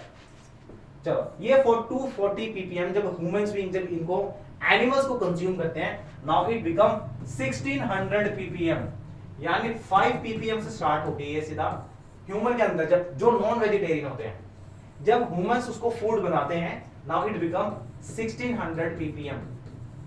मतलब भाई एग्जाम में फ्लैट सीधा कि भाई बच्चे को कंसंट्रेशन का भी पता नहीं कितनी कंसंट्रेशन एक्यूमुलेट होगी, तो एक केमिकल इतना इंक्रीज होता रहेगा। ठीक है ना। तो ये एग्जांपल आप दे सकते हैं इसमें कि आप नॉन वेजिटेरियन को क्यों नहीं सजेस्ट करेंगे, क्योंकि केमिकल्स नॉन वेजिटेरियन के केस में बहुत ज्यादा राइज कर जाता है। ठीक है ना। चलिए भाई, आई लाइक इट, क्वेश्चन अच्छा लग रहा हमें, गब्बर खुश हुआ और एग्जामिनर भी। अब ये भाई ऑल टाइम फेवरेट, मतलब कितनी बार करे भाई इसको, मैं चाहता हूं कि छुड़वा ही दूं मैं क्वेश्चन, अब तो बहुत हो गया है। How is the sex of a new born child determined in humans? तो sex of a child is determined by both male and females, right. तो मेल, इस क्वेश्चन को मैं तो चाहता हूं भी आप खुद करें। तो इसके अंदर हम बात करते हैं, तो मेल की बात करते हैं, इट हैज हेटेरोगेमेट्स। हेटेरोगेमेट्स क्या होता है भाई? हेटेरोगेमेट्स का मतलब है दो गेमेट्स होते हैं, व्हाइल इट हैज होमोगेमेट्स। अब होमोगेमेट्स और हेटेरोगेमेट्स आपने शायद फर्स्ट टाइम सुने होंगे। होमो का मतलब होता है भाई सेम, मतलब it has the same type of chromosomes, 22XX plus 1XX, and same as if we talk about the male, it have a 22 pair of XX and 1 XY. Now there is a contribution of X chromosomes from both sides, then sex of a child will be girl, and there are the 50% of chances are there if male gamete participate or contribute Y chromosomes. So there are 50% of chances either to get a male boy or a female girl. So it is decided by male only. What type of gamete formation is there during the fertilization? Means when egg is getting fertilized, जब भाई egg fertilize हो रहा है, when egg is getting fertilized, कितनी बढ़िया line है भाई, बढ़िया बढ़िया लाइन लाता हूं आपके लिए, आप फिर भी वीडियो को शेयर नहीं करते। Egg is getting fertilised, then which male gamete fertilise ovum. भाई ओवम को फर्टिलाइज करने के लिए किस टाइप का गेमेट आ रहा है? एक्स आ रहा है कि वाई आ रहा है? अगर वाई आया तो डेफिनेटली जो चाइल्ड होगा वो वाई होगा। भाई हमारी सोसाइटी समझती नहीं, उन्हें ऐसा लगता है फीमेल्स ही रिस्पॉन्सिबल है इस चीज के लिए। भाई मेन रिस्पॉन्सिबल ये बंदा होता है, मेल, चाहे उसमें कोई भी आए। तो ये क्वेश्चन भाई 3 मार्क्स में अगर आ जाए तो भाई पूरा होना चाहिए भाई, पूरा डायग्राम बनाना है आपको, हेटेरोजाइगोस, एक्रोसोम्स, क्रोमोसोम्स पूरा बता देना भाई, किस तरीके से फर्टिलाइज होगा, कब होगा, डायग्राम मस्ट है भाई, और कोशिश करना भी पेंसिल से। ठीक है, चलिए क्वेश्चन नंबर 10 पूरा हो चुका है, 11 हो चुका है हमारा, हाँ 11, बाकी बताना नहीं था यार मैंने, 11 बस बता दिया, थोड़ी सी नई इंफॉर्मेशन दी। अब इस क्वेश्चन में क्या आपको मैग्नेटिक फील्ड लाइंस बतानी है आपको बार मैग्नेट की। बहुत ही सिंपल है भाई, ये नॉर्थ पोल से निकल रही है मैग्नेटिक फील्ड लाइंस, और कहां एंटर कर रही है भाई? साउथ पोल में। लाइन हमेशा इक्वी डिस्टेंस होती है भाई, ठीक है ना। यहां से निकल रही है, ये नॉर्थ पोल है आपका, साउथ पोल है, यहां से एंटर कर रही है, समझ गए? सर्कुलर पाथ बना रही है, और क्या चाहिए भाई? अच्छा एक इंफॉर्मेशन और बता देता हूं भाई, ये लाइन जो यहां से निकल रही है बट कहीं नहीं जा रही है, एंड हो रही है, इसमें it have weak magnetic field lines. ये मैग्नेटिक फील्ड लाइंस बहुत वीक है, ये निकलती है, मतलब डाइवर्ज हो रही है, जो बेंड हो जाती है, ये घूम जाती है साउथ पोल की तरफ, ये स्ट्रांग है। जितनी ज्यादा क्राउडेड होगी उतना ज्यादा स्ट्रांग फील्ड। अब एक फील्ड बना देता हूं, जैसे ये है, ठीक है, ये बहुत दूर है, ज्यादा डिस्टेंस पे है, तो ये पुअर मैग्नेटिक स्ट्रेंथ है इसकी, पुअर मैग्नेटिक स्ट्रेंथ। अब दूसरा क्वेश्चन देखते हैं भाई, why are the divergence of this magnetic field lines near the current carrying solenoid indicate? अभी भी बता गया था भाई, बार मैग्नेट और सोलेनोइड में कोई फर्क नहीं है जब तक उसमें करंट पास कर रहा है, ठीक है। सोलेनोइड में अगर करंट पास कर रहा है तो वो एक बार मैग्नेट की तरह ही काम करेगा, आज ही बताया मैंने वीडियो में स्टार्टिंग में। सो भाई ये डाइवर्जेंस का मतलब क्या है? Divergence of field lines means it has poor magnetic strength. समझ गए? poor magnetic strength। खामोश, अब चलता है हमारा नेक्स्ट क्वेश्चन भाई, चलता है भाई, क्या बात। मिथुन जी, mention the shape of magnetic field lines around the current carrying straight conductor. तो हमारे एम्पियर जी को क्यों नहीं याद किया भाई? एम्पियर जी का थंब रूल याद करो, क्या कहते थे वो कहते थे if we hold our hand such like that, the thumb will show the direction of current, then these concentric circle will show the direction of magnetic field। भाई अपने हाथ को कुछ इस तरीके से रखेंगे, उसमें कुछ आटा डालेंगे, चीनी डालेंगे, ऐसा नहीं करेंगे, हम कुकिंग शो पे नहीं है। तो भाई करंट इस डायरेक्शन में चल रहा है परपेंडिकुलर, तो कर्ल फिंगर जो होगी मैग्नेटिक फील्ड की स्ट्रेंथ को बताएगी, वो कंसेंट्रिक सर्कल की फॉर्म में होगा। और इसके ऊपर भी मैंने क्वेश्चन आपको बताया था भी अगर ये करंट अपवर्ड डायरेक्शन में जा रहा है तो ये एंटी क्लॉकवाइज डायरेक्शन होगी, अगर ये करंट डाउनवर्ड डायरेक्शन में जा रहा है तो मैग्नेटिक फील्ड क्या होगी भाई, क्लॉकवाइज में होगी। समझ गए? ये क्वेश्चन आजकल बहुत चल रहा है इसका कि क्लॉकवाइज में होगा, आगे एंटी क्लॉकवाइज में होगा। और एक जो आज नीडल वाला क्वेश्चन बताया मैंने आपको, कई सैंपल पेपर में भी है ये सेम क्वेश्चन। भाई अब तो मैं एक थोड़ा पानी ले लेते हैं भाई, कहते हैं ना दीक्षांत सर लेट मी सब हैव पानी, देन शुरू करेंगे कहानी। अमृत, चलिए सी पॉइंट कंप्लीट हो गया। अब चलते हैं हमारे नेक्स्ट पार्ट में, ठीक है। इसमें से मैग्नेटिक से भाई जितने छोटे छोटे शॉर्ट क्वेश्चन बनते हैं सारे के सारे बता रहा हूं मैं आपको, एक भी नहीं छोड़ के जाना भाई। सैंपल पेपर सारे कर लेना, इनफ टाइम है, 2x में करके देख लेना भाई। जिसको जो लगता है ना भाई क्वेश्चन आता है वो 2x में देख लेना, जल्दी कवर हो जाएगा। चलिए नेक्स्ट क्वेश्चन हमारा आता है 13 question and sample paper is going to end. चलो क्वेश्चन रीड करेंगे भाई। अब फिर एक डिफरेंस का क्वेश्चन आ चुका है आपके पास, और क्वेश्चन क्या है भाई आपका, 3 points difference of sexual and asexual reproduction. चलो भाई वो भी कर लेते हैं। आज के सैंपल पेपर में बहुत सारे डिफरेंट क्वेश्चन रहे हैं अभी। लल्ला लल्ला गाने आते नहीं, लल्ला लल्ला करते रहते हैं। Sexual and asexual reproduction. चलो अगर सेक्सुअल रिप्रोडक्शन की बात करते हैं, there are involvement of two parent, involvement of two parent. यहां क्या होगा भाई, only one parent, only one parent is involve. Asexual की बात कर रहे हैं, ठीक है भाई। दूसरा भाई अगर सेक्सुअल रिप्रोडक्शन की बात करते हैं तो definitely there will be the gamete formation. इसमें गेमेट्स बनेंगे, नो गेमेट फॉर्मेशन। समझ गए?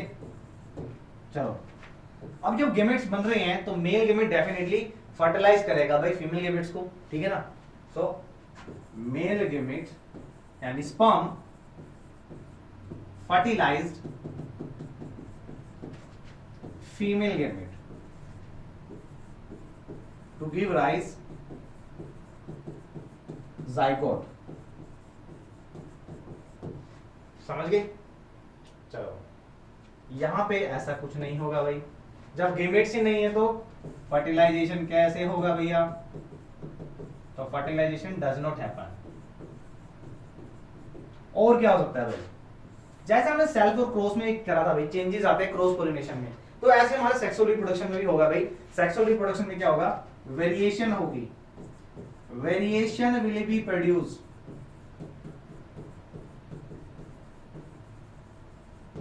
No variation in asexual reproduction. अब वेरिएशन क्या होगा, जहां पे भाई वेरिएशन हुआ, वेरिएशन का मतलब है there is origin of new species, origin of new species. यहां पे स्पीसीज होगी भाई, इतनी ज्यादा नहीं होगी, ठीक है ना। अच्छा एक पॉइंट मुझे और अच्छा लगा भाई, यहां राइट कर देते हैं भाई। जो हमारा सेक्सुअल रिप्रोडक्शन है इसमें मियोटिक डिवीजन होगा, ठीक है, मियोटिक डिवीजन टेक प्लेस। अब ये मियोटिक डिवीजन क्या होता है, कैसे होता है, इसके ऊपर पूरे 28 मिनट की एक वीडियो बनाई हुई है भाई, 28 मिनट की, पूरा देख सकते हैं आप। 28 मिनट्स की एक वीडियो बनाई हुई है जिसमें आपको मियोटिक और माइटोटिक डिवीजन क्या होता है पूरा डिटेल में बनाया हुआ, आपको वो प्लेलिस्ट से मिल जाएगा। अगर किसी को एक्स्ट्रा नॉलेज के लिए देना है तो वहां से देख सकता है। हालांकि इसमें से सिर्फ 1 और 2 मार्क्स का ही क्वेश्चन बनता है मियोटिक और माइटोटिक से, ठीक है ना भाई। बाकी कुछ भी अगर आपको देखना है तो वहां प्लेलिस्ट में सर्च कर लेना भाई, A to Z best content मिलेगा आपको पूरे YouTube का। चलिए अब चलते हैं हमारे नेक्स्ट पार्ट में, व्हाट आर वेरिएशन। भाई 3 मार्क्स का और पार्ट में दिया हुआ क्वेश्चन। सो वेरिएशन क्या होता है, variation are the changes that produce in the new progeny during the DNA copy. So DNA copying के टाइम पर, यानी रेप्लिकेशन के टाइम पर, डीएनए कॉपिंग के टाइम पर डीएनए में कुछ चेंजेस आएंगे और उन चेंजेस की वजह से क्या होगा, वेरिएशन होगी, यानी कैरेक्टरिस्टिक्स चेंज हो जाएगी न्यू प्रोजेनी की। कह रहा why variation are observed in the offspring during the sexual reproduction. ऐसा क्यों होता है? क्योंकि during the sexual reproduction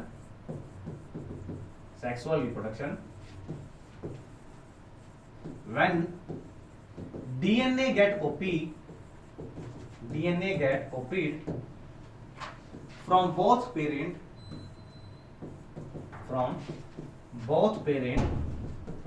then chromosomes as well as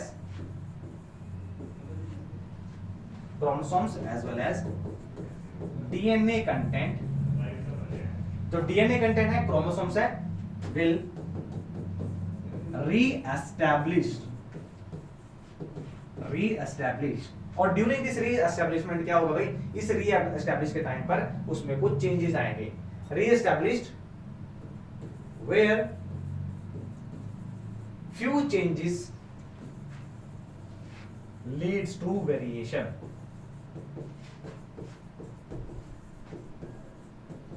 That give rise to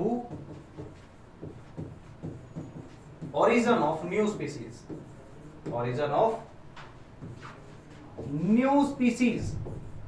which is possible by, that is only possible by sexual reproduction,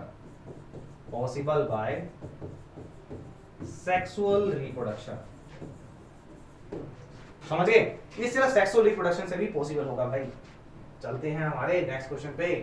section C भाई बहुत इंतजार किया है सेक्शन सी का, और सेक्शन सी के बाद हमारा पूरा एंड होने वाला है। सेक्शन सी में देखेंगे भाई किस टाइप के क्वेश्चन आएंगे।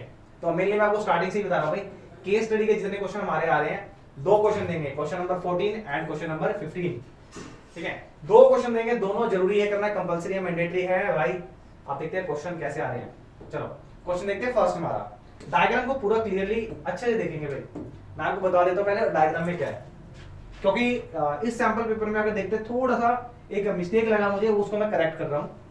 ये हमारा है भाई एक डॉट, ये हमारा एक्स एलिमेंट है यहाँ पे, ठीक है ना, और एक कम से कम एक या दो नंबर होगा।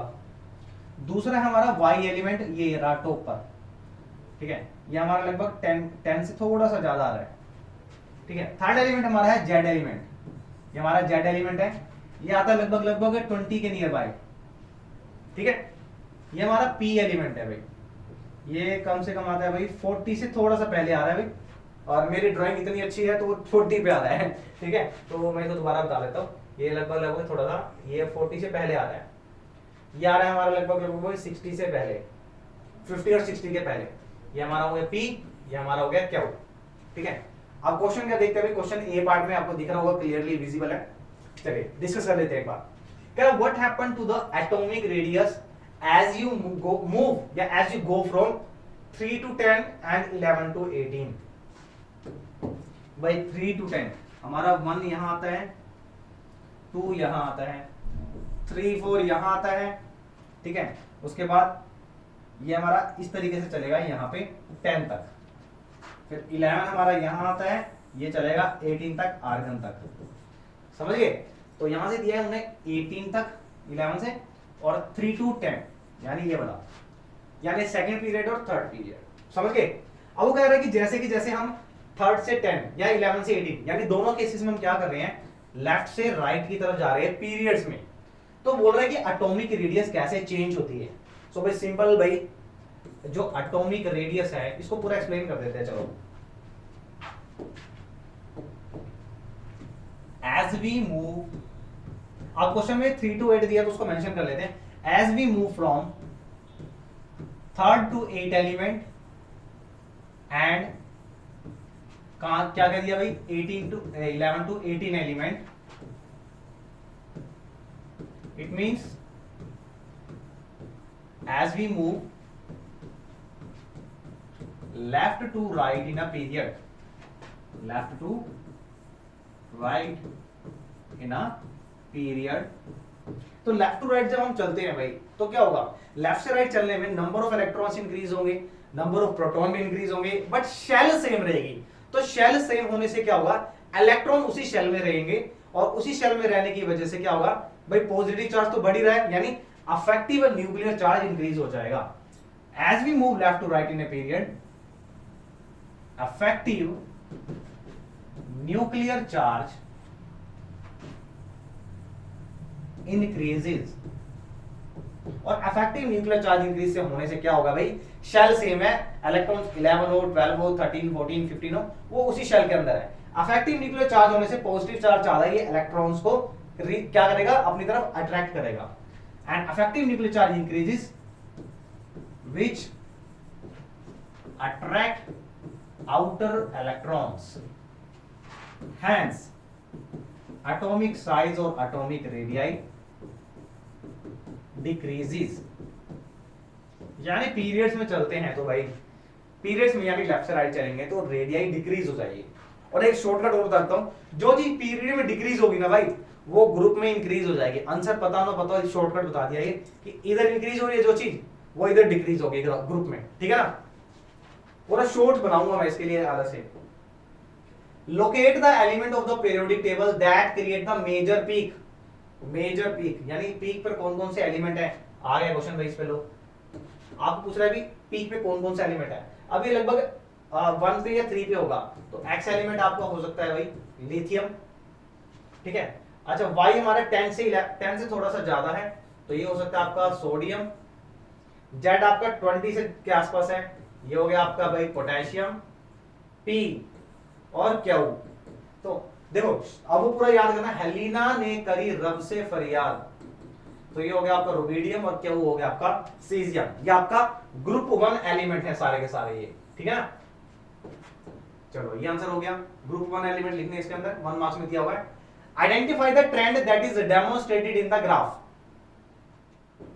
क्या भाई कौन सा ट्रेंड इसमें बताया हुआ है, तो अभी जस्ट आपको एक्सप्लेन किया मैंने ये चीज, कौन सा ट्रेंड हो रहा है कि भी जब हम पीरियड्स में चलते हैं तो पीरियड्स में अफेक्टिव न्यूक्लियर चार्ज इंक्रीज होने से, चार्ज इंक्रीज होने से क्या होगा, एटॉमिक साइज डिक्रीज हो जाएगा। इस चीज को आप एक्सप्लेन करेंगे, डिक्रीजेस। अब मैं एग्जांपल ले लेता हूं, कुछ बच्चे कह रहे होंगे भाई कैसे इंक्रीज हुआ, तो एग्जांपल ले लेते हैं भाई। सोडियम का एग्जांपल लेता हूं मैं सबसे पहले, फिर लेता हूं मैं मैग्नीशियम का, और ऐसे ले लेते हैं भाई एल्यूमिनियम, सिलिकॉन, फास्फोरस, सल्फर, और ले लेते हैं सल्फर क्लोरीन का, सल्फर और क्लोरीन का। अच्छा भाई नंबर देखते हैं, सोडियम का 11, ये 12, सल्फर हमारा 16 एंड ये 17, ठीक है। चलिए अब एक ही पीरियड में चलेंगे भाई। अगर इसकी कॉन्फ़िगरेशन देखते हैं 281, तो K L M, ये M शेल में 1 इलेक्ट्रॉन आ गया, समझ गए। इसकी देखते हैं शेल, K में 2, L में 8, M में 2। शेल सेम है भाई, इलेक्ट्रॉन्स बढ़ रहे हैं, तो एटॉमिक पोलैरिटी को देखते अगर काउंट करते हैं हम, तो जितने इलेक्ट्रॉन्स बढ़ रहे हैं उतने प्रोटॉन भी बढ़ेंगे, ठीक है। अब इसके इलेक्ट्रॉन 1 बढ़ गया, तो इसका 1 प्रोटॉन भी बढ़ गया, यानी सेंटर का जो न्यूक्लियर चार्ज था वो भी इंक्रीज हो रहा है, ठीक है। अब देखते हैं उस तरफ। अब हम चलते हैं सल्फर पे। भाई सल्फर का होता है 16, 2 8 6 कॉन्फ़िगरेशन है, तो पहले में आ जाएंगे 2, दूसरे में आ जाएगा भाई 8, और तीसरे में आ गया भाई एम शेल में ही 6। अब 6 इलेक्ट्रॉन वो हमारी कौन सी शेल में आ रहा है भाई, थर्ड शेल में ही चल रहा है, सेम एज क्लोरीन का। यहां पे एम शेल के अंदर 7 इलेक्ट्रॉन आ गए भाई, शेल सेम है, ठीक है, बट अफेक्टिव न्यूक्लियर चार्ज यानी पॉजिटिव चार्ज बढ़ता जाएगा, और जब पॉजिटिव चार्ज इंक्रीज होगा तो इलेक्ट्रॉन्स को, एम शेल के इलेक्ट्रॉन्स को खींचेगा और साइज छोटा हो जाएगा, समझ गए। ये सारा एक्सप्लेन करना है आपको। अब देखते हैं भाई और क्या पुट करता है इसके और पार्ट में। Using the concept of periodic table, explain briefly why the pattern is depicted in this graph and identify the elements from the lower point. भाई सारा का सारा ये जो मैंने आपको एक्सप्लेन किया है किस तरीके से भाई इंक्रीज हो रहा है पीरियड में, डिक्रीज हो रहा है। आज सेम ग्रुप में बताना है आपको। पीरियड में रेडियाई डिक्रीज हुआ है, एंड सेम ग्रुप में क्या होगा, इसका अपोजिट होगा, ग्रुप में रेडियाई इंक्रीज हो जाएगा। और इंक्रीज होने का रीजन भी बता देना है कि जब रेडी नीचे की तरफ जाते हैं तो नंबर ऑफ शेल इंक्रीज हो जाता है। सर एग्जांपल दे दो ना, बिल्कुल देते हैं भाई एग्जांपल। ये एग्जांपल दे देते हैं भाई, आप लिथियम से स्टार्ट करना, सोडियम, और सोडियम के बाद पोटेशियम, ठीक है। नंबर लिख देता हूं मैं, लिथियम का नंबर 3 होता है, सोडियम का 11 एंड 19 पोटेशियम का। शेल देखेंगे भाई, शेल, पहली शेल के शेल है, 2 इलेक्ट्रॉन आ जाएंगे। दूसरी एल शेल है जिसमें 1 इलेक्ट्रॉन आगा भाई, आएगा भाई। इसकी देखते हैं भाई, 2, 8, 8 एंड लास्ट एम शेल में 1, एक शेल इंक्रीज हो गया भाई। इसकी देख लेते हैं, ये आ गया 2, 8, 8, कितने हो गए, 18 हो गए भाई। अब जो ये लास्ट शेल है भाई मेरे लास्ट शेल है, एक शेल और इंक्रीज होगी, एन शेल, जिसके अंदर 1 इलेक्ट्रॉन आएगा, ठीक है। तो as we move down the group, अब ये डाउन द ग्रुप चल रहे हैं, ठीक है, ऊपर से नीचे की तरफ, अप टू डाउन, तो क्या होगा, नंबर ऑफ शेल इंक्रीज हो रही है, और शेल इंक्रीज होने से जो आउटर मोस्ट शेल में क्या होगा, इलेक्ट्रॉन है उसका पॉजिटिव चार्ज से क्या होगा, इंटरेक्शन कम हो जाएगा, और हेंस एटॉमिक साइज इंक्रीज हो जाएगा। अब ये क्वेश्चन कहता है अभी बच्चा भाई, ये इलेक्ट्रॉन 8 के बाद 80 क्यों आया, इसकी 18 की कैपेबिलिटी है। तो भाई वन शॉट में देख लियो या नोट्स में देख लियो भाई, मेरे बहन मेरे भाई जो भी है देख लेना, उसमें मैंने रीजन बताया हुआ है पूरा एक्सप्लेन। मैं बोल रहा हूँ बढ़िया कंटेंट दिया हुआ भाई, तुम देखते नहीं हो, मेरे को समझ नहीं आ रहा है क्यों नहीं देख रहे हो, ठीक है। बाकी ये सारी चीज आपको वहां मिल जाएगी, अगर अलग से देखनी है कि 8 क्यों आया, 18 में से 8 ही क्यों आया, ठीक है, पूरा डिटेल में बताया हुआ है। अब हमारा देखते हुए क्वेश्चन कौन सा बचता है। अब हमारा एक क्वेश्चन बचता है, पूरी कहानी को देख लीजिए, पूरी ये राम कथा लिखी हुई है जो, चलो मैं बता देता हूँ भाई। इलेक्ट्रिक सर्किट है आपका, 2 बल्ब कनेक्ट है उसमें, ये सारा लिखा हुआ है कि सर्किट कैसे बनेगा कैसे नहीं होगा क्या है, चलो ठीक है। हम देखते हैं क्वेश्चन। अब ये वाला केस भी स्टडी है तो थोड़ा सा भाई हिंट लेना है यहाँ से। चलो अब क्वेश्चन देखते हैं, ये हमारा क्वेश्चन है, ठीक है। 12 वोल्ट सप्लाई है, 2 बल्ब है, यहाँ पे है सीरीज कॉम्बिनेशन, ओह सॉरी ये हमारा सीरीज यहाँ पर है, ये हमारा आ गया भाई पैरेलल, ये हमारा आ गया पैरेलल कॉम्बिनेशन। अच्छा मैं यहाँ पे कुछ और चीज एक्स्ट्रा लिख रहा हूँ, ये वाला जो बल्ब है इसका रेजिस्टेंस 1 ओम है, इसका 2 ओम है, इसका 3 ओम है, और इसका 4 ओम है। रेजिस्टेंस की बात कर रहा हूँ, पावर की नहीं। क्वेश्चन नंबर फर्स्ट देखते क्या पुट अप कर रहा है, कह रहा 2 bulb 60 and 40 watt are connected in parallel, यानी इसकी बात कर रहे हैं, इसकी जो पावर है 60 वोल्ट है और इसकी पावर है 40 वोल्ट, ये पैरेलल में कनेक्ट हो गया। कोई बात नहीं, कर लो भाई। हमारा क्या जाता है, the current through the 60 volt bulb is 0.6 ampere. भाई जो पावर जिसकी 60 वोल्ट है उसका जो करंट है 0.6 एम्पियर करंट है। तो वो कहता है कि जब पावर हम ले रहे हैं कौन सी 40 वोल्ट, तो कह रहा how much current is flow through the bulb, I निकालना है। सो भाई अगर आप पैरेलल कॉम्बिनेशन की अगर बात करते हैं, जब आप डेरिवेशन करते हो हमारी पैरेलल कॉम्बिनेशन की, ठीक है, तो पैरेलल कॉम्बिनेशन में अगर आप देखते हैं तो क्या चीज है जो कॉमन रहती है, वो रहती है करंट। सीरीज में पैरेलल में क्या चीज रहती है भाई, पैरेलल में क्या रहेगी भाई, वोल्टेज, ठीक है। तो यहां से हम वोल्टेज फाइंड कर लेंगे, चाहे वोल्टेज भाई इसकी हो चाहे वोल्टेज भाई इसकी हो, इट रिमेन द सेम, क्योंकि वोल्टेज पैरेलल में डिवाइड नहीं होती है, वोल्टेज रिमेन सेम। तो भाई इसकी भाई एक बार वोल्टेज देख लेते हैं कितनी आती है, ये सेम रहती है। तो पहले वोल्टेज इसकी कैलकुलेट कर लेते हैं, P is equal to VI, ठीक है। पावर हमारी आ गई भाई 60, V इंटू 0.6, तो कितना आ जाएगा लगभग आपका ये 60 डिवाइडेड बाय 0.6, ये आ गया भाई 100 वोल्ट, ये आ गया V हमारा 100 वोल्ट। तो जो 100 वोल्ट हमारी 60 वोल्ट की होगी वही तो भाई इसकी होगी, तो यानी V की वैल्यू आ गई हमारे पास 100 वोल्ट। सिंपल निकालना है आपको I, तो P is equal to VI, power हमारे पास अभी 40, वोल्टेज आ गई 100 इंटू I, तो यहां से आपका कैलकुलेट हो जाएगा भाई यह है आपका 2/5। सिंपल सा आंसर था। बट समझने की चीज याद है कि आपको क्या चीज सेम रखनी है, वोल्टेज सेम रखनी है। हाँ रखनी नहीं होती है भाई। सीरीज में करंट सेम, पैरेलल में वोल्टेज। चलो दूसरा पार्ट क्या दे रहा है, what will be the total resistance between the point A and B. बहुत सिंपल क्वेश्चन है भाई।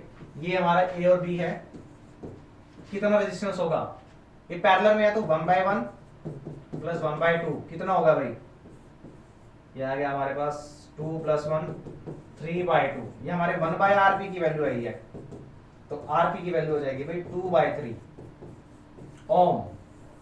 इसमें क्या होगा भाई, ये सीरीज में कनेक्ट है तो सीरीज में तो डायरेक्टली ज्वाइन कर देंगे 3/7। टोटल आ गया हमारे पास 3/4, ये आ गया हमारे पास 7 ओम। छोटा क्वेश्चन था बच्चों वाला। सी पार्ट में कहता है if a certain circuit is composed of parallel resistance. क्या भाई, एक सर्किट है जिसके अंदर दो रेजिस्टेंस है, दोनों पैरेलल में है, ठीक है। द टोटल रेजिस्टेंस इज 4, यानी 1/rp is equal to 1/r1 plus 1/r2। कहता है कि टोटल रेजिस्टेंस यानी टोटल की वैल्यू है 1/4। 4 दिया भाई, पैरेलल में 1/, में चली जाएगी। One of the resistor has 6 ohm, इनमें से एक की वैल्यू 6 ओम है, किसी की भी मान लो भाई, R1 की मान लो, R2 की मान लो। Now find the value of other resistor. तो सिंपल है भाई, कैलकुलेट करेंगे 1/4 माइनस 1/6, एलसीएम लेंगे भाई, ये आ गया आपका 2/24, 1/12, 1/rp, सॉरी 1/rp नहीं भाई, 1/r2। तो यहां से R2 की वैल्यू आ जाएगी भाई 12 ओम। सिंपल क्वेश्चन है, ठीक है। देखो भाई टोटल दिया हुआ था, एक की वैल्यू दी हुई है, दूसरी की निकाली है, उधर जाएगा माइनस हो जाएगा। 4 6 24, ये आएगा 4 6 24, ठीक है। यहां से माइनस कर देना है भाई, 2/24 आ जाएगा 1/12, तो दूसरे रजिस्टर की वैल्यू आ जाएगी आपकी 12 ओम। सो ये था भाई आपका चैप्टर पूरा सैंपल पेपर का। अब देखते कुछ रहता है क्या हमारे पास। ये हमारा एनसीईआरटी क्वेश्चन है भाई, एनसीईआरटी बैक एक्सरसाइज। बहुत ही ज्यादा इंपॉर्टेंट क्वेश्चन है भाई, बहुत बहुत ज्यादा इंपॉर्टेंट, क्योंकि बच्चे यहाँ पे सबसे ज्यादा पजल रहते हैं। ध्यान से सुनो क्या है क्वेश्चन के अंदर। लास्ट क्वेश्चन है हमारा सैंपल पेपर का। और वीडियो अच्छी लगे तो भाई शेयर कर देना, बहुत मेहनत करिए, टांगे दुखी आपके लिए, तो थोड़ा सा एक एफर्ट आपका भी चाहिए। लेट मी सम पानी, फिर शुरू करेंगे दीक्षांत सर के मैथमेटिक की कहानी। दीक्षांत जी मंद मंद मुस्काए। कहते several electric bulbs are designed to be used at 220 volt. बहुत सारे बल्ब डिजाइन किए जो 220 वोल्ट पे काम कर रहे हैं। एंड रेटेड पावर दे दिया भाई, हर एक की पावर है भाई 10 what. How many lamps can be connected in parallel with each other if the maximum allowable current is 5 ampere. नहीं आया समझ। वो कह रहा है बहुत सारे लैंप हमने कनेक्ट करने हैं, कितने करने हैं अभी नहीं पता हमें। बहुत सारे बल्ब कनेक्ट किए हमने जो सप्लाई पे काम करेंगे 220 वोल्ट की सप्लाई पे, ठीक है। और हर एक की जो पावर है वो इतना पावर कंज्यूम करेगा। अगर हम कहते हैं कि कितने लैंप्स लगाए कि टोटल जो करंट है वो इतना कंज्यूम हुए, रिपीट करें, करंट कंज्यूम होना चाहिए भाई 5 एम्पीयर, सप्लाई दे रखी है अभी वोल्टेज 220 वोल्ट, ये दिया हुआ है, ठीक है। यहां से अगर हम ओम्स लॉ लगाते हैं तो हमारे पास V = IR से R आ जाएगा हमारे पास 220 डिवाइडेड बाय 5, दैट इज 44 ओम। यानी आप कह सकते हैं टोटल रेजिस्टेंस आपका 44 ओम है। टोटल रेजिस्टेंस है, ध्यान देना भाई, मैंने क्या बोला, टोटल रेजिस्टेंस आपका 24 ओम है। अब देखते हैं एक का, एक बल्ब की बात करते हैं, एक बल्ब की पावर भाई 10 है, सप्लाई ये है, ठीक है। तो रेजिस्टेंस निकालते हैं यहां से, P के फॉर्मूला क्या आ जाएगा भाई, V²/R। तो पावर आपको दी हुई है भाई 10 V²। अच्छा और कुछ दिया हुआ है हमें इस क्वेश्चन में, ध्यान से देखेंगे भाई। If the maximum allowable current नहीं दिया, चलो कोई बात नहीं भाई। तो V² कितना हो गया, V हमारा हो गया भाई 220 × 220 डिवाइडेड बाय R। R ये हमारा है एक रजिस्टर का, ठीक है। एक कैसे लिखो भाई, चलो एक ऐसे लिख देते हैं, सिंगल रजिस्टर का है। यहां से R की वैल्यू कैलकुलेट करेंगे, सो ये आ जाएगा हमारा 22 into 220 that is 22 4840। सर कैसे कैलकुलेट किया? Practice, practice makes the man perfect. याद था हमको, ठीक है। 22 को 22 से मल्टीप्लाई कर लो भाई, 484 और एक जीरो लगा दी, तो यानी हमारे पास एक रजिस्टर की वैल्यू ये आ गई भाई। टोटल वैल्यू दी हुई है इतना। अब ये बताना है भाई एन कितने लैंप्स, कितने बल्ब लगेंगे। तो भाई अगर इसको शॉर्ट में अगर मैं करना चाहूं तो हमारा फॉर्मूला क्या बनेगा, ठीक है भाई। अगर पैरेलल में बहुत सारे रजिस्टर है, मान लो ये रजिस्टर है, ये रजिस्टर, बहुत सारे रजिस्टर है, एन रजिस्टर है, ठीक है। तो फॉर्मूला क्या बनता है हमारा भाई टोटल रजिस्टर का, 1/r = n/r। एक जनरल से है भाई, बहुत सारे रजिस्टर है जिनकी value small R small R small R है, सबकी वैल्यू सेम है। जैसे हम बल्ब की बात कर रहे हैं, तो बहुत सारे बल्ब है जिनका रजिस्टर आर है, तो आर हमने निकाल लिया कि इतना वैल्यू है इनका आर का। अब इतने सारे आर है, इनको हमने पैरेलल में कनेक्ट करना है, ऐसे पैरेलल में कनेक्ट करना है। हर एक की वैल्यू है इतनी, टोटल वैल्यू दे रखी है। अब आपको बताना कितने लैंप लगेंगे। तो अभी फॉर्मूला ये है 1/r = n/r। तो 1/r की वैल्यू कितनी है भाई 44, n आपको निकालना है, स्मॉल r की वैल्यू है आपके पास 4840। तो यहां से कैलकुलेट करेंगे भाई, ये आ जाएगा 4840 डिवाइडेड बाय 44 इंटू n। तो ये आ जाएगा भाई 44 1 से 44 4110, यानी n की वैल्यू आ गई भाई 110। यानी 110 लैंप यूज करेंगे, यानी 110 बल्ब यूज करेंगे भाई, तब जाके हमारी वैल्यू इतनी बनेगी। समझ गए? बस n सेंटीमीटर का डिफरेंस है, बल्ब की जगह लैंप दे देगा। सेम टू सेम क्वेश्चन है भाई, बहुत इंपॉर्टेंट है। ये फॉर्मूला में गलती नहीं करनी है। मेरे बच्चे यहीं भी कंफ्यूज होते हैं और मैंने बहुत अच्छे से बता दिया है। और भाई इतनी वीडियो के लिए भाई लाइक सब्सक्राइब और शेयर तो बनता है भाई, इतनी मेहनत कर रहे हैं अपने भाई के लिए, इतना नहीं कर सकते। चलो भाई मिलते हैं बेटा नेक्स्ट सैंपल पेपर में। नेक्स्ट सैंपल पेपर रहने वाला आपका अरिहंत का। एजुकॉट के बहुत सारे सैंपल पेपर कर लिए, अब चलते हैं हमारे अरिहंत पे। अरिहंत का देखते हैं अभी किस तरीके का पेपर लेने वाला है।